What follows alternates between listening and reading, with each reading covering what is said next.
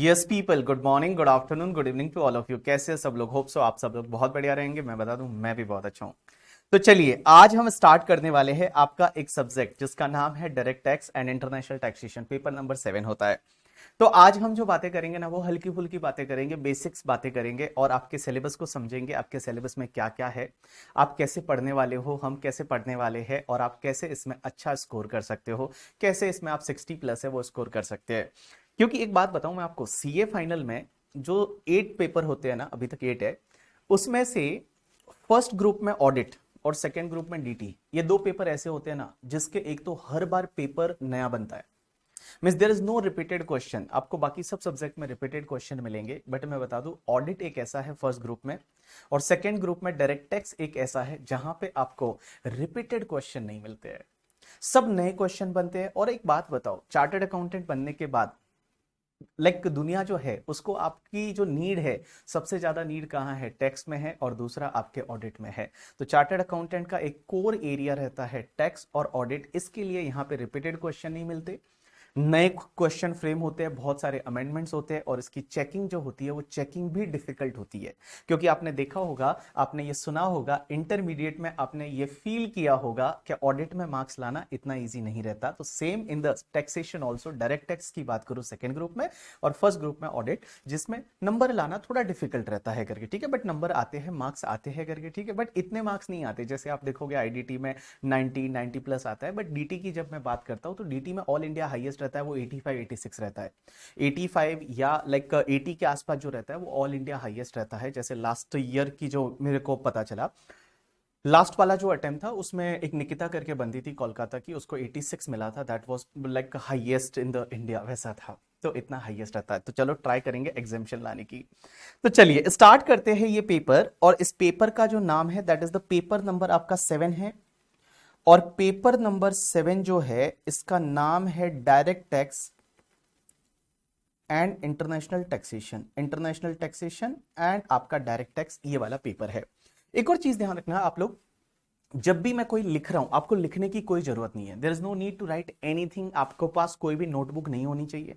आपको जो मैंने ये बुक दी है, ये वाली बुक आपके पास होनी चाहिए। ये वाली बुक है, ये वाली, दिस इज द वॉल्यूम 1, ये वाली बुक आपके पास होनी चाहिए। उसके साथ में आपको बहुत सारी बुक मिलेगी, ऐसा वॉल्यूम 2 भी मिलेगा, फिर कॉम्पैक्ट के 2 वॉल्यूम मिलेंगे, एक कंपाइलर मिलेगा, एक एमसीक्यू का बुक मिलेगा, बहुत सारी चीजें मिलने वाली है, ठीक है। तो आपके पास में ये बुक होनी चाहिए। नोटबुक बनाने की जरूरत नहीं है। There is no need to like prepare the notebook. आपको जो लिखना है वो उसमें ही लिखना है, और कब लिखना है, क्या लिखना है, वो मैं आपको बता दूंगा, ठीक है। तो आप अपने हिसाब से कुछ ना लिखें। दूसरी चीज, मैं यहां पे जो लिखूंगा ये सब आपके पास हर रोज मिलेगा। मीन्स एवरी डे आपकी जो ड्राइव रहेगी, गूगल ड्राइव, वहां पे क्लास नोट्स करके एक फोल्डर रहेगा। तो जो जो मैं यहाँ पे लिखते जाऊंगा ना, वो सब आपको क्लास नोट्स में मिल जाएगा। तो आपको ज्यादा है लोड लेने की जरूरत नहीं है कि सर ने पता नहीं क्या लिखा, मैं मिस हो गया वगैरह, ऐसा कुछ नहीं। आप आराम से बैठ जाइए और जो मैं समझाता हूं उसको समझते जाइए। तो चलिए स्टार्ट करते हैं direct tax and international taxation का पेपर नंबर 7। सबसे पहली चीज बता दूं, ये जो पेपर है ऑब्वियसली 100 मार्क्स का रहता है, और इस 100 मार्क्स में 2 ब्रेकअप आते हैं। इसमें जो 70 मार्क्स है ना, वो 70 मार्क्स का आपका डायरेक्ट टैक्स रहता है। That is the direct tax रहता है, जिसको मैं बोल सकता हूं इनकम टैक्स वाला पार्ट। जो इनकम टैक्स है वो इनकम टैक्स आपका रहेगा 70 मार्क्स का इनकम टैक्स। और 30 मार्क्स का जो तुम्हारा पार्ट रहेगा, वो 30 मार्क्स में आपको मिलेगा इंटरनेशनल टैक्सेशन वाला पार्ट। इंटरनेशनल टैक्सेशन 30 मार्क्स का, और इनकम टैक्स है वो आपका रहेगा 70 मार्क्स का। अब एक और क्वेश्चन ये आता है कि सर एक बात बताइए, आप बोल रहे हैं इनकम टैक्स, तो हम इनकम टैक्स क्या पढ़ने वाले हैं? क्या हम इनकम टैक्स एक्ट पढ़ने वाले हैं या इनकम टैक्स लॉ पढ़ने वाले हैं? चलिए मुझे आप बताइए, हम इनकम टैक्स एक्ट पढ़ने वाले हैं या इनकम टैक्स लॉ पढ़ने वाले हैं? हम क्या पढ़ने वाले हैं बताइए मुझे। इनकम टैक्स एक्ट पढ़ने वाले हैं या फिर हम इनकम टैक्स लॉ पढ़ने वाले हैं? लॉ और एक्ट में क्या फर्क होता है? चलिए बताइए, मैं वेट कर रहा हूं आपके आंसर का। चलिए, तो यहां पे बहुत सारे बच्चों ने जो आंसर किया है, उसमें महक बोल रही है लॉ पढ़ने वाले हैं, अमन बोल रहा है लॉ पढ़ने वाला है, कुणाल बोल रहा है हम एक्ट पढ़ने वाले हैं, निखिल बोल रहा है हम दोनों पढ़ने वाले हैं। आफरीन बोल रही है कि हम जो है वो इनकम टैक्स एक्ट पढ़ने वाले हैं। उज्जवल भी बोल रहा है एक्ट पढ़ने वाले हैं। तो सबसे पहली चीज तो मैं बताऊं, एक्ट और लॉ में फर्क क्या होता है, कहां पे एक्ट लिखा होता है, कहां पे लॉ लिखा होता है। आपकी जो बुक्स आएगी, अभी तक आपके पास आई नहीं होगी आईसीआई का मटेरियल, जब आईसीआई का मटेरियल आएगा ना तो वहां पे लिखा होगा इनकम टैक्स लॉ। जीएसटी का जो मटेरियल आएगा वहां पे जीएसटी एक्ट नहीं लिखा होगा, वहां लिखा होगा जीएसटी लॉ।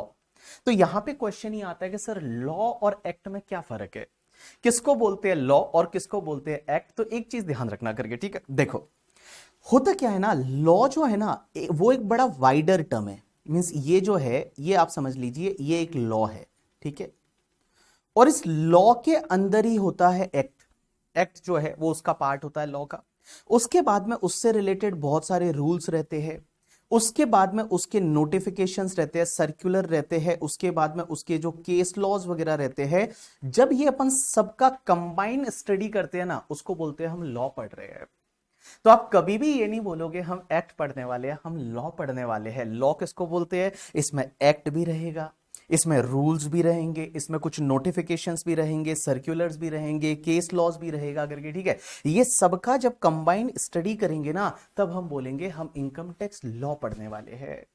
जब मैं जीएसटी की बात करता हूं तो जीएसटी का एक्ट है करके, ठीक है, वो तो हो गया आपका एक्ट। उसके बाद में उसकी वैल्यूएशन रूल्स वगैरह है, वो रूल्स हो जाएंगे। कुछ नोटिफिकेशन सर्कुलर निकालते हैं, उसके बाद में केस लॉज है, वो सबका कंबाइंड स्टडी है, वो लॉ होता है।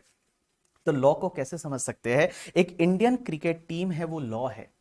इंडियन क्रिकेट टीम जो है ना, जब आप बोलते हो Indian cricket team, that is the law, but उसमें जो कैप्टन है उसका नाम है रोहित शर्मा।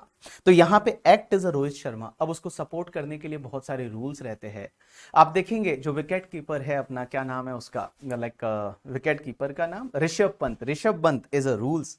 नोटिफिकेशन सर्कुलर अगर आप देखेंगे, Virat Kohli and all they are all supportive करके, ठीक है। तो एक इंडियन क्रिकेट टीम कब बनती है, जब ये सब लोग साथ में खेलते हैं एक ऑब्जेक्ट के लिए। तो ये आपका डिफरेंस है लॉ के बीच में और एक्ट के बीच में। तो चलिए, मैंने आपको बताया 100 मार्क का पेपर है, 70 मार्क्स जो है वो आपको इनकम टैक्स से आएगा। इनकम टैक्स में हम क्या पढ़ेंगे, तो इनकम टैक्स में जो आपने इंटरमीडिएट में पढ़ा था वो वाला तो पढ़ेंगे ही पढ़ेंगे। तो इंटरमीडिएट में आपने रेजिडेंशियल स्टेटस पढ़ा था, कैपिटल गेन पढ़ा था, पीजीबीपी पढ़ा था, अदर सोर्सेज पढ़ा था, गिफ्ट पे टैक्स लगता है ऐसा सब पढ़ा था, डिडक्शन आपने पढ़े थे, वो सब पढ़ेंगे। बट उसके अलावा बहुत सारी चीज ऐसी है जो आपने इंटरमीडिएट में नहीं पढ़ी, जैसे असेसमेंट है कि सर असेसमेंट कैसे होता है, क्या होता है। तो असेसमेंट प्रोसीजर पूरा बड़ा टॉपिक रहेगा। अपील्स कैसे होती है, जब असेसिंग ऑफिसर है, इनकम टैक्स ऑफिसर कुछ ऑर्डर पास कर देता है और उससे अगर आप सेटिस्फाई नहीं हो तो आप अपील्स में जाते हो, ये अपील्स कैसे होती है वो सब हम पढ़ेंगे। टीडीएस बहुत बड़ा टॉपिक है, यहाँ पे टीसीएस है, आपने ऑफिस में आजकल देख रहे होंगे बहुत सारी नई नई सेक्शन आ चुकी है टीडीएस टीसीएस में। 194 क्यू आई है, आपने सुना होगा। ऐसे ही टीसीएस में 206C 1H करके सेक्शन आई है, ऐसा आपने ऑफिस में सब सुना होगा। तो वो सब चीजें हैं हम पढ़ने वाले हैं। तो कुल मिला के इनकम टैक्स लॉ जो आपका है वो 70 मार्क्स का है। उसके बाद हम पढ़ेंगे इंटरनेशनल टैक्सेशन। अब सर ये इंटरनेशनल टैक्सेशन बेसिकली जो 30 मार्क्स का है उसमें क्या क्या है, तो मैं बता दूं इंटरनेशनल टैक्सेशन है ना, उसमें आपके टोटल 8 टॉपिक्स है और बहुत ही शानदार वाले टॉपिक है, आपको मजा आ जाएगा। और सबसे पहला टॉपिक जो इंटरनेशनल टैक्सेशन में है that is the NR taxation और एनआरआई का टैक्सेशन। एनआर और एनआरआई का टैक्सेशन है वो आपका फर्स्ट टॉपिक रहेगा। दूसरा टॉपिक जो है that is the transfer pricing से रिलेटेड रहेगा। ये क्या होता है अभी थोड़ी देर में बताता हूं, ठीक है। तीसरा टॉपिक है वो आपका DTAA से रिलेटेड रहेगा, double taxation avoidance agreement. Fourth topic है दैट इज बाहर से रिलेटेड रहेगा, that is board of advance ruling. उसके बाद में फिफ्थ टॉपिक है वो एक इक्वलाइजेशन लेवी से रिलेटेड रहेगा। सिक्स्थ टॉपिक है वो आपका टैक्स ट्रीटी जो होती है उससे रिलेटेड रहेगा। सेवेंथ टॉपिक है वो आपका मॉडल टैक्स कन्वेंशन से रिलेटेड रहेगा। और एट्थ टॉपिक है वो आपका बैप्स से रिलेटेड रहेगा करके, ठीक है। चलिए सर ये क्या है, आप एक बात बताइए, ये आपने इतने सारे टॉपिक लिखे, हमको थोड़ा आइडिया तो दे दीजिए कि इन टॉपिक्स में क्या पढ़ने वाले हैं। तो देखिए, जो मैं इंटरनेशनल टैक्सेशन की बात कर रहा हूं, तो इंटरनेशनल टैक्सेशन में ये जो टॉपिक्स है इन सब के बारे में मैं आपको 2 मिनट्स लेता हूं हर टॉपिक के बारे में कि इसमें क्या होने वाला है। तो सबसे पहला टॉपिक है वो एनआर और एनआरआई का टैक्सेशन से रिलेटेड है। अब ये एनआर एनआरआई का टैक्सेशन इसमें क्या पढ़ेंगे? इसमें सबसे पहले तो एक एनआरआई का टैक्सेशन क्या रहता है। आपने सुना होगा बहुत सारे इंडियन सिटीजन है, और इंडियन सिटीजन है वो इंडिया के बाहर काम कर रहे हैं, जैसे दुबई में काम कर रहे हैं, कनाडा में बहुत सारे पंजाब के लोग हैं वो कनाडा में काम कर रहे हैं। तो सर वो जो इनकम कमाते हैं, तो अगर उन्होंने कुछ इंडिया में इन्वेस्ट किया तो इंडिया की जो इनकम आएगी उस पर क्या टैक्स ट्रीटमेंट रहेगा, वो हम एनआरआई से रिलेटेड पूछेंगे। एनआरआई किसको बोलते हैं पता है? एनआरआई का मतलब होता है कि अगर कोई पर्सन है वो नॉन रेजिडेंट है, क्या है? Non resident. और नॉन रेजिडेंट के साथ साथ या तो वो इंडियन सिटीजन है या फिर वो person person of Indian origin है, तो उस पर्सन को हम बोलते हैं एनआरआई। आपने बहुत बार ऐसा सुना होगा ना, क्या रे भैया तुम्हारे लिए तो हम एनआरआई लड़का ढूंढेंगे करके, ठीक है। तो एनआरआई लड़का ढूंढेंगे, तो एनआरआई होता क्या है, किसको बोलते हैं? Yes people. तो मैं आपको बता रहा था एनआरआई क्या होता है। तो एनआरआई के बारे में मैंने आपको क्या बताया कि एनआरआई मतलब अगर कोई पर्सन नॉन रेजिडेंट है, तो पहली चीज तो वो इनकम टैक्स के हिसाब से नॉन रेजिडेंट होना चाहिए। एंड नॉन रेजिडेंट के साथ में क्या होना चाहिए, या तो वो इंडियन सिटीजन है, इंडियन सिटीजन मींस भारत का नागरिक है, या फिर पर्सन ऑफ इंडियन ओरिजिन है। पर्सन ऑफ इंडियन ओरिजिन किसको बोलते हैं?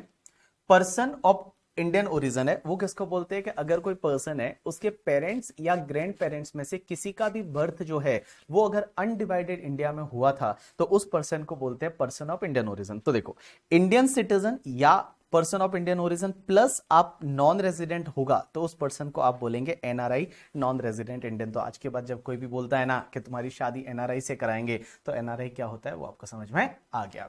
तो ये जो पहला टॉपिक है ना, इस टॉपिक में हम एनआरआई से रिलेटेड कुछ प्रोविजन पढ़ेंगे, कुछ नॉन रेजिडेंट फॉरेन कंपनीज से रिलेटेड प्रोविजन पढ़ेंगे कि नॉन रेजिडेंट फॉरेन कंपनीज है अगर वो इंडिया में बिजनेस करती है उनको कैसे टैक्स लगेगा। बहुत सारे ऐसे इन्वेस्टमेंट फंड है जो फॉरेन फंड्स होते हैं, जिसको आप एफआईआई बोलते हो, फॉरेन इंस्टीट्यूशनल इन्वेस्टर, वो इंडियन शेयर मार्केट में इन्वेस्ट करते हैं, तो उनको क्या होगा, कैसे टैक्स लगेगा, वो सब चीजें हैं वो हम इस पर्टिकुलर टॉपिक में सीखने वाले हैं। तो I think hope so clear कि इस टॉपिक में हम क्या सीखने वाले हैं। दूसरा एक टॉपिक है जिसका नाम है ट्रांसफर प्राइसिंग। अब आप बोलोगे सर ये ट्रांसफर प्राइसिंग क्या होगा? तो अगर मैं ट्रांसफर प्राइसिंग की बात करूं तो आप बोलोगे सर ट्रांसफर प्राइसिंग तो हमने कॉस्टिंग में भी पढ़ा है, कॉस्टिंग या जिसको एससीएमपी बोलते हैं करके, ठीक है। और ऐसा सुना है कि नए सिलेबस में नहीं होगा, आई डोंट नो ऐसा वाई ऐसा क्यों कर रहे हैं, बट एससीएमपी जो सब्जेक्ट है उसमें भी आपने ट्रांसफर प्राइसिंग सुना हुआ है। ट्रांसफर प्राइसिंग क्या वो एससीएमपी में पढ़ा था वही वाला है या यहाँ पे कुछ अलग है? तो मैं बताऊं यहाँ पे अलग है। कैसे अलग है, क्या है? मैं थोड़ा सा आपको एक एग्जांपल देता हूं, उससे आप समझने की कोशिश करना कि लोग कैसे मजे लेते हैं। एक एग्जांपल लेते हैं, एग्जांपल से समझने की कोशिश करते हैं। इधर देखिए, आपने एक कंपनी का नाम सुना होगा इंडिया में, और इंडिया में एक कंपनी का नाम है HUL, हिंदुस्तान यूनिलीवर लिमिटेड। ये इंडिया में जब काम करते हैं तो इनका नाम HUL है। पाकिस्तान में काम करते हैं पाकिस्तान यूनिलीवर लिमिटेड, नेपाल में काम करते हैं नेपाल यूनिलीवर लिमिटेड। बट इसकी जो मेन कंपनी है ना, मेन जो होल्डिंग कंपनी है वो यूके में है, और यूके में जो कंपनी है उसका नाम है UUL, that is UK Unilever limited करके, ठीक है। अब एक बात समझना, एक एग्जांपल ले रहा हूं, एग्जांपल से समझना लोग कैसे मजे लेते हैं टैक्स लॉ के। तो जो इंडिया की कंपनी है HUL, इंडिया में टैक्स रेट कितना है? इंडिया में टैक्स रेट अप्रोक्स 30% है, मींस 30%, 25%, अप्रोक्स 30% का टैक्स रेट है वो इंडिया में है। अब एक बात समझना, यूके में टैक्स रेट, एग्जांपल ले रहा हूं, suppose for an example, UK में जो टैक्स रेट है वो tax rate is 10%। UK tax rate is 10%, just an example. Indian tax rate is 30%, UK tax rate is 10%। और ये दोनों जो कंपनियां है ना, ये दोनों कंपनियां आपस में होल्डिंग सब्सिडरी कंपनी है। ये HUL यूनिलीवर ग्रुप की कंपनी है, होल्डिंग सब्सिडरी कंपनी है। अब हुआ क्या, एक एग्जांपल लेते हैं कि जो यूनिलीवर यूके वाली है वो क्या करती है, कुछ प्रोडक्ट सेल करती है इंडिया की कंपनी को, HUL को। मींस यूके की कंपनी ने कुछ प्रोडक्ट सेल किया, एक क्रीम आती है जिसका नाम है फेयर एंड लवली करके, ठीक है। उसके साथ में एक स्केल का ऐड भी आता है कि आप कैसे मतलब ऐसे मतलब अपने आप को खूबसूरत दिखा सकते हैं, fair and lovely for an example. वो बनती है यूके में, और यूके से इंडिया की कंपनी है HUL वो इंपोर्ट करती है और यहाँ पे इसको बेचती है। अब ये लोग क्या करते हैं, फॉर एन एग्जांपल, इन्होंने जो परचेस किया ना, उसकी परचेस प्राइस जो होनी चाहिए थी that should be approx 1 lakh rupees, for an example. Approx 1 lakh है वो परचेस प्राइस होनी चाहिए थी, बट ये लोग क्या करते हैं, होल्डिंग सब्सिडरी है, अपने हिसाब से इनवॉइसिंग चेंज कर सकते हैं, अपने हिसाब से सब चीजें चेंज कर सकते हैं। तो इन्होंने क्या किया, इस प्राइस को चेंज करके और इन्होंने जो बिलिंग किया वो 5 लाख पे किया, बिलिंग है वो 5 लाख पे किया। अब आप बोलेंगे इससे क्या फर्क पड़ेगा, तो इससे क्या फर्क पड़ेगा कि इंडिया की जो कंपनी है HUL, ये अपना जब प्रॉफिट एंड लॉस अकाउंट बनाएगी तो पीएनडल के डेबिट साइड में आप ही बताइए, यहां पे परचेस कितना डाला जाएगा, 5 लाख डाला जाएगा। और यहां पे 5 लाख का जब परचेस डालेंगे तो मैं ऐसा बोल सकता हूं कि इंडिया की कंपनी जो है उसका प्रॉफिट आपने कम कर दिया by the 4 lakh rupees. 4 lakh rupees से आपने प्रॉफिट है वो प्रॉफिट को कम कर दिया, इंडिया की कंपनी जो है उसका 4 लाख प्रॉफिट आपने कम कर दिया। और इसकी वजह से एक बात बताओ, इंडिया में आपने टैक्स सेव किया, कितना सेव किया। फॉर एन एग्जांपल, इंडिया का जो टैक्स रेट है, दैट टैक्स रेट इज 30%, तो आपने 1,20,000 का टैक्स सेव कर दिया इंडिया में। आप मुझे बोलेंगे कि हाँ सर, लेकिन एक बात बताइए सर, वो यूके में जो कंपनी है, वो यूके वाली कंपनी तो अपना प्रॉफिट ज्यादा बताएगी। Answer is yes. तो यूके की कंपनी है, उसने अपना प्रॉफिट ज्यादा बताया, चलिए कोई बात नहीं। तो यूके की कंपनी ने जब पीएनडल बनाया होगा तो उस साइड में उन्होंने यहां पे सेल को रिकॉर्ड किया होगा 5 लाख रुपए से, तो उधर उनका जो प्रॉफिट है वो प्रॉफिट बढ़ गया और प्रॉफिट 4 लाख से बढ़ गया। बट यूके में tax rate is only 10%, so can I say that 40,000 का ओनली उन्होंने उधर टैक्स पे किया होगा। उधर जो उन्होंने जो टैक्स पे किया होगा वो ओनली 40,000 पे किया होगा, इंडिया में टैक्स सेव किया 1,20,000 का। So can I say that कि यहां पे इस ग्रुप ने मिलके और आपका 80,000 का टैक्स सेव कर दिया। 80,000 है वो टैक्स सेव कर दिया। ये ऐसा होता है, इसको बोलते हैं मल्टीनेशनल कंपनी जब ये ट्रांजैक्शन करती है तो ये ऐसे करती है। अभी आपने थोड़े दिन पहले यह भी सुना होगा कि जो वीवो है या ओप्पो है, उन्होंने चाइना में बहुत ज्यादा हैवी वैल्यू पे पैसा भेजा एंड ऑल। वो कैसे भेजा वो ट्रांजैक्शन पूरा मैंने देखा नहीं है, बट उसमें भी ऐसी ही चीजें हैं। तो ये लोग क्या करते हैं, मल्टीनेशनल कंपनी, जैसे जैसे ग्लोबलाइजेशन बढ़ने लगा, मल्टीनेशनल कंपनीज ने क्या किया पता है, लाइक ऐसे धमाल ऐसे ट्रांजैक्शन करने लगे जिससे ओवरऑल ग्रुप का पैसा जो है वो सेव हो जाए। ओवरऑल जो ग्रुप है, जैसे यूनिलीवर ग्रुप है, उनका पैसा सेव हो जाए। लोग ऐसा करते थे। तो इसको रोकने के लिए एक कंसेप्ट लाया, एक लॉ लाया, that is transfer pricing. Income tax का ही पार्ट है ट्रांसफर प्राइसिंग, और इंडिया वालों ने भी ट्रांसफर प्राइसिंग को ऑप्ट किया। और इस वाले टॉपिक में, जो ये वाला टॉपिक है तुम्हारा ट्रांसफर प्राइसिंग, इस टॉपिक में हम ये सीखेंगे कि ये जो ट्रांजैक्शन आपने जो 5 लाख पे किया है ना, इसको वापस से 1 लाख पे कैसे लाते हैं। ये जो ट्रांजैक्शन आपने 5 लाख पे किया है, इसको वापस से 1 लाख पे कैसे लेके आते हैं वो सीखेंगे। और ये जो 1 लाख पे इस ट्रांजैक्शन को वापस से हम लेके आएंगे, और इस 1 लाख की प्राइस जो होगी ना, इसको बोला जाएगा arm length price. ALP, that is arm length price है, वो बोला जाएगा। और आर्म लेंथ प्राइस मींस कोई फेयर प्राइस, रियल प्राइस, सही प्राइस है, वो वाला पूरा कंसेप्ट जो है वो हम इस पर्टिकुलर टॉपिक में सीखेंगे, that is the transfer pricing. और मैं बता दूं, आपके 30 मार्क्स में से अप्रोक्स 10 मार्क्स है ना, वो ट्रांसफर प्राइसिंग कवर करेगा। अप्रोक्स 10 मार्क्स, ये 30 मार्क्स जो है, इस 30 मार्क्स में से अप्रोक्स 10 मार्क्स है, that 10 marks is going to be covered from the transfer pricing. और जो इलेक्टिव, अगर इंटरनेशनल टैक्सेशन की मैं बात करता हूं, तो इलेक्टिव वाला जो इंटरनेशनल टैक्सेशन है, उसमें ये ट्रांसफर प्राइसिंग सेम इतना का इतना है, and it covered the 30 marks in that elective paper. Elective 6C जो पेपर है, उसमें ये ट्रांसफर प्राइसिंग है, ये आपका 30 मार्क्स है, ये 30 मार्क्स कवर करता है। चलिए, अब तीसरा topic, that is the double taxation avoidance agreement, DTAA। इस टॉपिक में क्या सीखेंगे, तो मैं बता दूं, इस टॉपिक में हम सीखने वाले, आपने सुना होगा बहुत बार डबल टैक्सेशन होता है। अब आप बोलोगे डबल टैक्सेशन क्या होता है। आपने ये तो सुना हुआ इंटरमीडिएट में, IPCC में, कि अगर कोई पर्सन किसी कंट्री का रेजिडेंट हो जाता है, जैसे इंडिया का रेजिडेंट है, तो उसके लिए पूरे वर्ल्ड की इनकम पे टैक्स लगता है। इंडिया का रेजिडेंट है तो उसके लिए पूरे वर्ल्ड की इनकम पे टैक्स लगता है, लेकिन अगर कोई नॉन रेजिडेंट है तो उसको सिर्फ इंडिया की इनकम पे टैक्स लगता है। ऐसा क्यों होता है। हर कंट्री क्या करती है, दो रूल से टैक्स लेती है। एक होता है रेसिडेंस रूल और एक होता है सोर्स रूल। एक होता है रेसिडेंस रूल और एक होता है सोर्स रूल। ये रेसिडेंस रूल क्या बोलता है कि अगर कोई पर्सन है ना वो किसी कंट्री का रेजिडेंट बन गया तो उसकी ग्लोबल इनकम पे हम टैक्स लेंगे, ऐसा बोलता है रेसिडेंस रूल। और ये सोर्स रूल क्या बोलता है पता है, कि चलो कोई पर्सन रेजिडेंट नहीं है हमारा, लेकिन अगर सोर्स हमारी कंट्री से है, उसने जो पैसा कमाया वो हमारी कंट्री से है, तो हम उस पर टैक्स लेंगे। That is call your source rule. एक एग्जांपल लेते हैं, जैसे मैं इंडिया का रेजिडेंट हूं, I am resident and ordinarily resident of India. अब एक चीज समझना, हुआ क्या, एक दिन मैं नेपाल गया और नेपाल से मैंने कुछ अर्न किया। नेपाल में मैंने एक बैच कंडक्ट किया काठमांडू में, वहां से मैंने कुछ अर्न किया, और वहां से जो मैंने अर्न किया वो जो पैसा है उसमें क्या नेपाल टैक्स लेगा या नहीं लेगा? Answer is yes, Nepal tax लेगा। और सर उस पे इंडिया टैक्स लेगा या नहीं लेगा? Answer is yes, India tax लेगा, because I am a resident of India और इनकम कहां से हो रही है? नेपाल से हो रही है। तो सोर्स कहां है? नेपाल का, तो नेपाल टैक्स लेता है सोर्स रूल से और इंडिया टैक्स लेता है रेजिडेंस रूल से। एक और एग्जांपल लेते हैं, इंग्लैंड का एक क्रिकेट प्लेयर है, बहुत सारे इंग्लैंड के क्रिकेट प्लेयर है, तो इंग्लैंड का एक क्रिकेट प्लेयर है जिसका नाम है मान लो बटलर करके, ठीक है। तो जो बटलर है वो इंग्लैंड का क्रिकेट प्लेयर है। अब आप समझिए वो इंडिया के लिए नॉन रेजिडेंट है और वो रेजिडेंट कहां का है? इंग्लैंड का।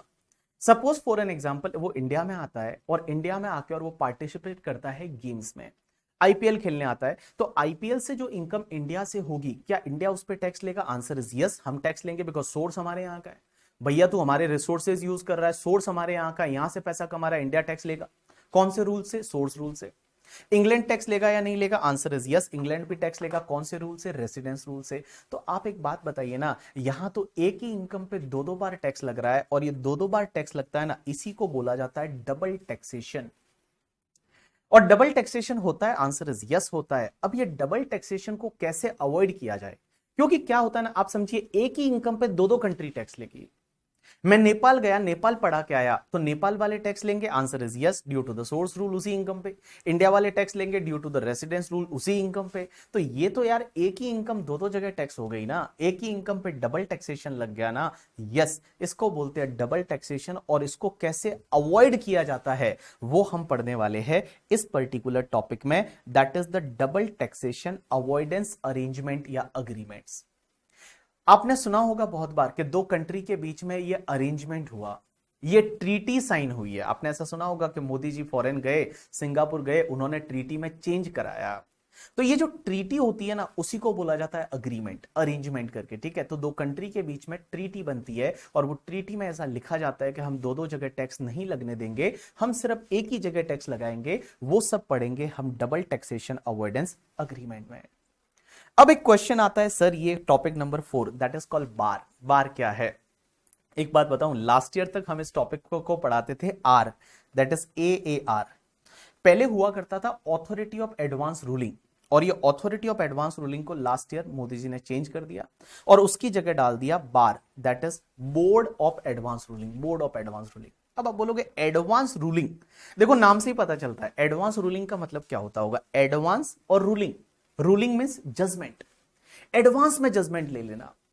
एक बात बताइए, इंडिया के टैक्स लॉ कितने कॉम्प्लेक्स है? आपको भी समझ में आता है, आप भी देखते हो टैक्स लॉस कितने कॉम्प्लेक्स है, कितनी ज्यादा कॉम्प्लेक्सिटी है।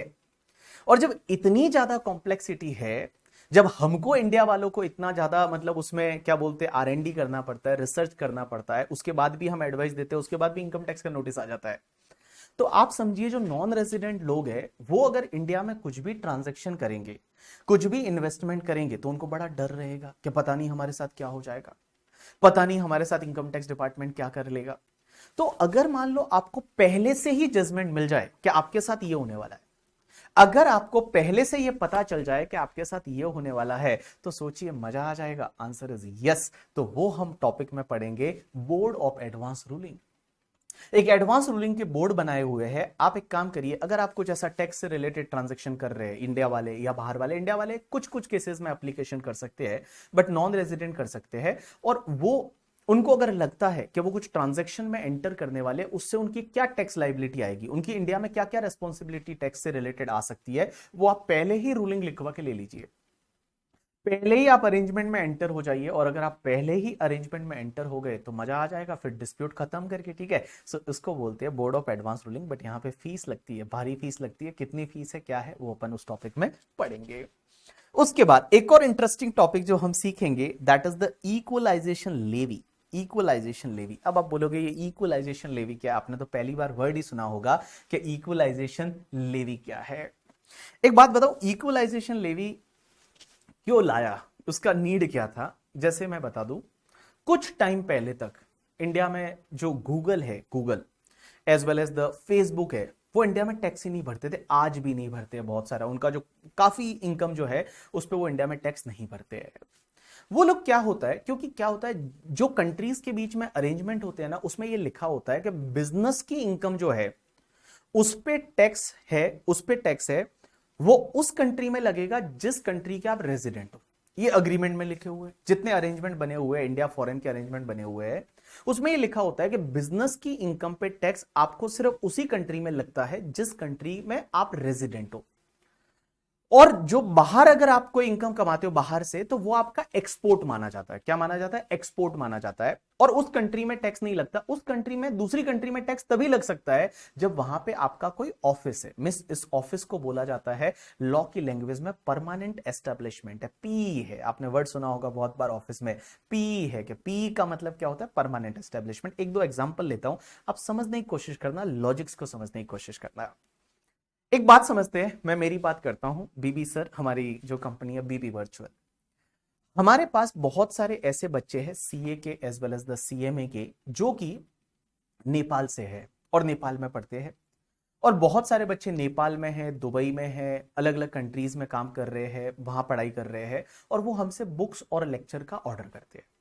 अब लॉजिकली सोचना, मेरी वेबसाइट पे एक ऑर्डर आया नेपाल से, और नेपाल से जैसे ही ऑर्डर पंच किया, हमने क्या किया कि लाइक जो बुक्स है उसको पैक किया, पेन ड्राइव उसमें डाला, और उसको एज इट इज हमने नेपाल कुरियर कर दिया। नेपाल जो है वो हमने उसको कुरियर कर दिया। अब आप मुझे बताइए, क्या मुझे नेपाल में भी टैक्स भरना पड़ेगा क्या? आंसर इज नो, इसमें नेपाल में टैक्स नहीं भरना पड़ता, क्योंकि मेरी बिजनेस इनकम है, रेजिडेंट इंडिया के है तो इंडिया में टैक्स भरेंगे, उस कंट्री में टैक्स नहीं भरना जब तक कि उस कंट्री में हमारा पी नहीं बन जाता। अगर हमारा उस कंट्री में पी है तो ही टैक्स भरना है, अदरवाइज नहीं तो ये एक्सपोर्ट माना जाएगा। उसमें उस कंट्री में हमको टैक्स भरने की जरूरत नहीं, क्योंकि उस कंट्री में जाके हम कोई एक्टिविटी नहीं कर रहे, हम तो यहां से सिर्फ क्या कर रहे हैं? एक्सपोर्ट कर रहे हैं। इसमें इंटरनेशनल टैक्सेशन में दो वर्ड यूज होते हैं, दो लाइन यूज होती है। एक होता है बिजनेस इन फॉरेन कंट्री, और एक होता है बिजनेस विथ फॉरेन कंट्री। दोनों में फर्क है। Business in foreign country and business with foreign country, फर्क है दोनों। बिजनेस विथ फॉरेन कंट्री में आपको फॉरेन कंट्री में टैक्स नहीं भरना, आपको सिर्फ इंडिया में टैक्स भरना है। मैंने जो कुरियर किया, मैंने जो बुक्स भेजी, पेन ड्राइव भेजी नेपाल में, ये बिजनेस विथ फॉरेन कंट्री है, उसमें टैक्स नहीं लगता। उस कंट्री में, सिर्फ इस कंट्री में टैक्स लगेगा। लेकिन मान लो हमारे बहुत ज्यादा बच्चे हो गए काठमांडू में, नेपाल में, और उन्होंने बोला कि सर एक काम करिए ना, आप यहीं पे सेंटर चालू कर दीजिए। तो हमने क्या किया, नेपाल में सेंटर चालू कर दिया। और जब नेपाल में जब हमने सेंटर चालू किया, तो वो जो सेंटर था, उस सेंटर पे अब बच्चे आके और पेन ड्राइव लेके जाते थे, सेंटर पे आके और बुक लेके जाते थे। अब एक बात बताइए, अब वो सेंटर की जो इनकम होगी उस पे नेपाल में टैक्स भरना पड़ेगा या नहीं भरना पड़ेगा? Answer is yes. Now we have to pay the tax in the Nepal, because we are doing business in foreign country. फर्क है ना दोनों में, बिजनेस विथ फॉरेन कंट्री और बिजनेस इन फॉरेन कंट्री। तो आप बिजनेस विथ फॉरेन कंट्री करते हो, there is no need to pay tax in foreign country, but business in foreign country means you are having the permanent establishment in that country, then you have to pay the tax in that country. अब आप बोलेंगे sir उसमें office होना चाहिए, क्या होना चाहिए? वो सब चीजें हम सीखेंगे इंटरनेशनल टैक्सेशन में, पी कब बनता है। आज सिर्फ मैं आपको ओवरव्यू दे रहा हूं कि what is all about your syllabus. तो आपको पता होना चाहिए कि कैसे सीक्वेंस में क्या होने वाला है सीए सीएमए वालों के लिए, ठीक है। सीएमए वालों के लिए भी सेम सिलेबस, थोड़ा पेपर पैटर्न अलग रहता है, बाकी सिलेबस इज सेम, कोई डिफरेंस नहीं है करके, ठीक है। चलिए अब एक चीज समझना, तो इक्वलाइजेशन लेवी क्यों लाया? क्योंकि गूगल जो है, गूगल कहां? यूएस का कंपनी है। फेसबुक कहां? यूएस का कंपनी है। ये इंडिया से करोड़ों रुपए कमाते थे। करोड़ों क्या मतलब, लाइक अरबों रुपए बोल सकते हो, करोड़ों तो क्या ही बोलो करके। इंडिया से इतना पैसा कमाते थे and they not paid any tax in India. ये इंडिया में टैक्स नहीं भरते थे, क्योंकि ये क्या बोलते थे, हमारा इंडिया में ऑफिस है ही नहीं, हम जो सर्विस देते हैं वो बाहर से देते हैं। आपका अगर जीमेल आईडी हैक हो जाता है तो उसको रिकवरी कहां से होती है? फॉरेन से होती है। आपको यूएस मेल करना पड़ता है, यूएस से रिप्लाई आता है, और यूएस से इनका पूरा स्टाफ यूएस में बैठता है। अब आप बोलोगे सर इंडिया में भी तो बैठता है। इंडिया में इनका कुछ स्टाफ बैठता है जो सिर्फ प्रिपरेटरी सर्विस देता है, ऑक्सिलरी सर्विस देता है करके, ठीक है, ऐसा काम करता है इंडिया वाला स्टाफ। तो बहुत बार ये होता था कि इनका तो इंडिया में पी ही नहीं है, इंडिया में टैक्स ही नहीं भरना। और जब ये इंडिया में टैक्स नहीं भरना, अभी तो भरते हैं ये लोग, इन्होंने फिर इंडिया में कुछ कंपनियां बनाई, गूगल की एक इंडिया वाली कंपनी भी है, फेसबुक की एक इंडिया वाली कंपनी भी है, वो उस पर टैक्स भरती है, बट इनके सिंगापुर में भी काफी कंपनी है और वहां से अगर आप कुछ भी सर्विस लेते हो तो उस वाले अमाउंट पे ये इंडिया में टैक्स नहीं भरते। तो इसके लिए क्या हुआ कि एक टैक्स लाया, that is called equalization levy. और ये इक्वलाइजेशन लेवी क्या लाया, बड़ा ही ऐसा टैक्स है कि भाई अगर कोई भी नॉन रेजिडेंट से जिसका इंडिया में पी नहीं है और उससे कोई एडवर्टाइजमेंट सर्विस लेता है, तो उस एडवर्टाइजमेंट सर्विस पे 6% की रेट से इक्वलाइजेशन लेवी काटना पड़ेगा। तो आज क्या होता है पता है कि अगर मान लो कोई फेसबुक का जो सिंगापुर वाला कंपनी है, फेसबुक का सिंगापुर वाला कंपनी है, उससे अगर हमने एडवर्टाइजमेंट सर्विस ली, या गूगल का यूएस वाला कंपनी है उससे हमने एडवर्टाइजमेंट सर्विस ली, तो उस केस में हमको 6% काटना पड़ता है उस अमाउंट में से और गवर्नमेंट को भरना पड़ता है, that is called equalization levy. As well as मैं बता दूं, जो बड़ी बड़ी वेबसाइट्स है, जो फॉरेन की वेबसाइट्स है इंडिया में, उनका कोई भी परमानेंट एस्टेब्लिशमेंट नहीं है। जैसे एग्जांपल के लिए ले लेता हूं अलीबाबा करके, अलीबाबा चाइना का वेबसाइट है, और वो अगर इंडिया में कोई भी गुड सेल करता है, ठीक है, या इंडिया में कोई भी एक्टिविटी करता है और उससे जो इनकम कमाएगा उस पर उसको 2% की रेट से इक्वलाइजेशन लेवी पे करना पड़ेगा। तो ये उस टॉपिक में हम पढ़ेंगे इक्वलाइजेशन लेवी। अब आता है next topic, that is the tax treaty. अब आप बोलेंगे टैक्स ट्रीटी क्या होता है? टैक्स ट्रीटी मतलब वही डीटी डबल ए। ये डीटी डबल ए जो है ना, ये जो है ऐसा ही रहता है tax treaty. Tax treaty, treaty किसको बोलते हैं? कन्वेंशन। कन्वेंशन मतलब अग्रीमेंट करके, ठीक है। तो इस टॉपिक में हम ये सीखेंगे कि दो कंट्री के बीच में अग्रीमेंट बनता कैसे है। अग्रीमेंट जो है, वो अग्रीमेंट में अगर मान लो कोई डिस्प्यूट आ जाता है तो वो डिस्प्यूट सॉल्व कैसे होता है, क्योंकि हो सकता है ना जब दो कंट्रियों ने आपस में अग्रीमेंट बनाया तो देयर में भी पॉसिबिलिटी उसमें डिस्प्यूट आ जाए करके, ठीक है, आता ही होगा डिस्प्यूट करके, ठीक है। उसको इंटरप्रेट कैसे करेंगे? अगर वो ट्रीटी अगर दो लैंग्वेज में लिखी हुई है तो कौन सी, अगर दोनों लैंग्वेज में कोई दिक्कत आती है तो वो दिक्कत को कैसे सॉल्व करेंगे? तो ये सब चीजें जो है वो आप पढ़ेंगे इस पर्टिकुलर टॉपिक में, that is the tax treaty. एक छोटा सा टॉपिक है जो शायद मेरे हिसाब से 2 घंटे के अंदर अंदर हो जाएगा जब भी हम पढ़ेंगे तब करके, ठीक है। चलिए, तो टैक्स ट्रीटी में हम क्या पढ़ने वाले हैं? ट्रीटी का इंटरप्रिटेशन वगैरह वो सब चीजें। अब एक आता है MTC, that is called model tax convention. ये मॉडल टैक्स कन्वेंशन क्या है? पहली चीज तो मॉडल किसको बोलते हैं? Model tax convention. एक बात बताइए, आप आपके ऑफिस में जब आर्टिकलशिप कर रहे हैं तो आर्टिकलशिप में बहुत बार आपके पास ऐसे क्लाइंट्स आते हैं जो बोलते हैं हमको पार्टनरशिप डीड बना के दो। तो आप लोग क्या करते हो? पार्टनरशिप डीड बनाने के लिए आप उससे कुछ इंफॉर्मेशन मांगते हो कि चलो पार्टनर के नाम बता दो, एड्रेस बता दो, पीएसआर क्या रहेगा, कैपिटल कितना रहेगा, ये बता दो। ये आप ले लेते हो। उसके बाद आप क्या करते हो कि आपके ऑफिस में एक फोल्डर बना हुआ है जिसमें ड्राफ्ट्स पड़े हैं। कोई भी पुराना ड्राफ्ट उठाते हो और वो ड्राफ्ट उठा के और उसमें से नाम चेंज करते हो, एड्रेस चेंज करते हो, बाकी सब चीजें चेंज करते हो, और चेंज करने के बाद आप उसको मेल कर देते हो कि ये मैंने ड्राफ्ट अग्रीमेंट बनाया है, देखिए इसमें आपको और कुछ चेंज कराना है तो आप करा लीजिए। तो एक बात बताइए, आपने एक मॉडल पढ़ा था, उस मॉडल को आपने क्या किया? ऐसे लिया यहां पे, ठीक है, और उसको आपने यूज कर लिया पार्टनरशिप डीड में। तो ऐसे ही होता है जब अग्रीमेंट बनते हैं इंटरनेशनल लेवल पे। तो इंटरनेशनल लेवल पे जो अग्रीमेंट बनते होंगे तो क्या हर पॉइंट लिखा जाता होगा? हर नया नया पॉइंट लिखा जाता होगा? चलो, जैसे मोदी जी है और जो बाइडन, बाइडन करके, ठीक है, बाइडन यूएस का और यूएस इंडिया का अग्रीमेंट बन रहा है, तो क्या ऐसे बोलेंगे? मोदी जी बोलेंगे नहीं नहीं मैं इस पे ये नहीं करूंगा, ये नहीं करूंगा, वैसे एक एक क्या पॉइंट लिखेंगे? नहीं। उसमें क्या होता है, कुछ मॉडल्स होते हैं और वो मॉडल्स यूज करते हैं कि भाई चलो स्टार्टिंग यहां से करेंगे, अब उसमें किसी किसी पॉइंट में जहां जहां आपको दिक्कत है उसमें आप चेंज कर दीजिए, दैट इज कॉल्ड मॉडल। और ये मॉडल जो है ना, मार्केट में 3 तरह के मॉडल होते हैं, बट आपके सिलेबस में 2 तरह के हैं। एक तो होता है ओईसीडी मॉडल, ओईसीडी, और एक होता है यूएन मॉडल, यूएन, यूएन करके, ठीक, यूनाइटेड नेशन। सो एक होता है ओईसीडी मॉडल और एक होता है यूएन मॉडल।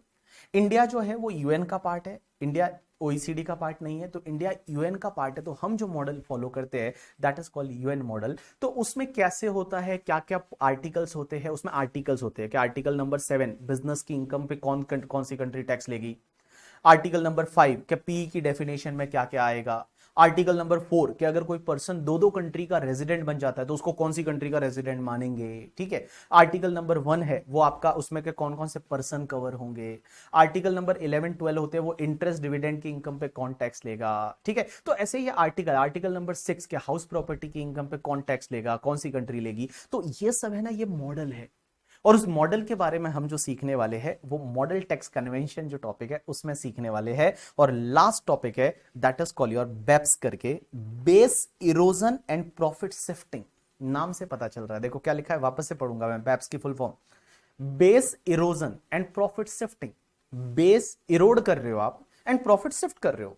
तो base erosion and profit shifting ये क्या होता है इस वर्ल्ड में, जैसे ये डिजिटलाइजेशन बढ़ा ना, जैसे जैसे इंटरनेट बढ़ा, जैसे जैसे चीजें जो है वो फिजिकल मोड से इंटरनेट वाले मोड पे आ गई, वैसे वैसे लोगों ने ऐसी टैक्स प्लानिंग करनी चालू की ना कि उसमें किसी को भी टैक्स नहीं मिलता था। बहुत सारे ऐसे टैक्स हेवन कंट्रीज आपने सुना होगा, टैक्स हेवन करके, टैक्स हेवन आपने सुना होगा, Bermuda is a tax haven, बहुत सारे लोग बोलते हैं Switzerland is a tax haven करके, ठीक है, Cayman island is a tax haven, ऐसे छोटे छोटे आइलैंड है जहां टैक्स ही नहीं है। तो कंपनियों ने क्या किया, अपना जो सेटअप है वो वहां लगा लिया और पूरे वर्ल्ड से इनकम कमाते थे, किसी को कोई टैक्स ही नहीं भरते थे, कुछ टैक्स ही नहीं भरते थे, ऐसा करते थे। मींस बेस को इरोड कर रहे हैं, फुल फॉर्म समझना, base erosion and profit shifting. आपका जो बेस है जहां से इनकम आ रही है उसको इरोड कर रहे हैं, बता ही नहीं रहे, और प्रॉफिट को शिफ्ट कर जा रहे हैं करके, ठीक है। तो इसको रोकने के लिए सब कंट्रियां आपस में मिली, जो G20 कंट्रीज है करके वो मिली, और उसमें बाकी कंट्रीज भी मिली, और उन्होंने मिलके, OECD कंट्री मिली, G20 कंट्री मिली, उन्होंने मिलके कुछ ऐसे एक्शन प्लान बनाए कि ये जो लोग ऐसा कर रहे हैं ना, हम उसको एक्शन मतलब कॉम्बैटिंग करने के लिए एक एक्शन प्लान बनाए, जिसको बोलते हैं बेप्स के action plan. And there are total 15 action plan, ऐसे 15 एक्शन प्लान है, और वो एक्शन प्लान से इन्होंने बोला कि ये ऐसी जो कंपनियां कर रही है उसको हम कैसे रोकेंगे। तो मैं बता दूं, इक्वलाइजेशन लेवी जो मैंने अभी पढ़ा था ना, जब मैं आपको फेसबुक गूगल का एग्जांपल दे रहा था, that came from the BEPS only. BEPS का एक्शन प्लान नंबर 1 है दैट इज डिजिटल इकोनॉमी, और डिजिटल इकोनॉमी में आपका इक्वलाइजेशन लेवी सजेस्ट कर रखा है कि आप इक्वलाइजेशन लेवी लगाइए, तो ये यहीं से लगाया हुआ टैक्स है। तो मैं बताऊं, ये आपका इंटरनेशनल टैक्सेशन का बड़ा ही बड़ा डिस्कशन हो गया, हर टॉपिक के बारे में आपको इंट्रो दिया, क्योंकि वो नया है आपके लिए। डीटी वाला जो पढ़ोगे वो एकदम ही आपके लिए एकदम यूज टू है, क्योंकि ऑफिस में काम करते हैं, सब जगह काम करते हैं, बट ये वाला जो 30 मार्क्स का पार्ट है ये आपके लिए नया है। तो देखिए मैंने आपको क्या बताया अभी तक, 100 मार्क का पेपर रहेगा, 70 मार्क्स का डीटी रहेगा जिसमें इनकम टैक्स लॉ पढ़ेंगे, इंटरनेशनल टैक्सेशन 30 मार्क्स का, NRI taxation, transfer pricing, DT double A, bar, equalization levy, tax treaty, model tax convention and BEPS है, ये आपका ऐसा रहेगा। अब एक बात समझना, आपका पेपर आता कैसे है, अभी तक इसमें कोई डाउट है तो आप मुझे पूछ लीजिए।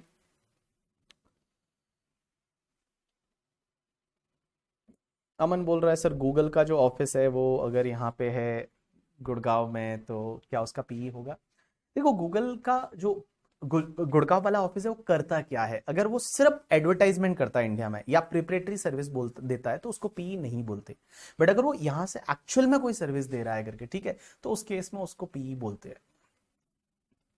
चलिए आगे बढ़ते हैं, और आगे हम पढ़ेंगे कि सर आपका सीए वालों का 100 मार्क का पेपर कैसे आता है। सीए वालों का भी मैं एक दिन आपको अलग से बताऊंगा, बट सीए वालों का कैसे आता है।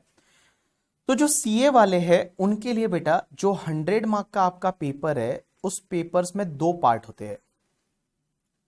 एक आता है आपका 30 मार्क्स का एमसीक्यू, ये रहता है एमसीक्यू, मल्टीपल चॉइस क्वेश्चन रहेंगे जिसमें अक्कड़ बक्कड़ बम्बे वो 80 90 पूरे 100 ऐसा करने से पास नहीं होते हैं सीए फाइनल पर, ठीक है। उसमें आपको लिखना पड़ता है और अच्छे खासे एमसीक्यूज आएंगे। अभी आपको एमसीक्यू का एक बुक मिलेगा, उसमें आपको पता चलेगा कि कैसे एमसीक्यूज आते हैं, केस सिनेरियोज आते हैं। केस सिनेरियोज मतलब एक इतना सा बड़ा सा केस दे दिया और उसके फिर 5 एमसीक्यूज, वैसा that is called case scenarios. वैसे एमसीक्यूज आपको एग्जाम में मिलने वाले हैं। तो टोटल 30 मार्क्स है वो आपको एमसीक्यू से मिलेंगे।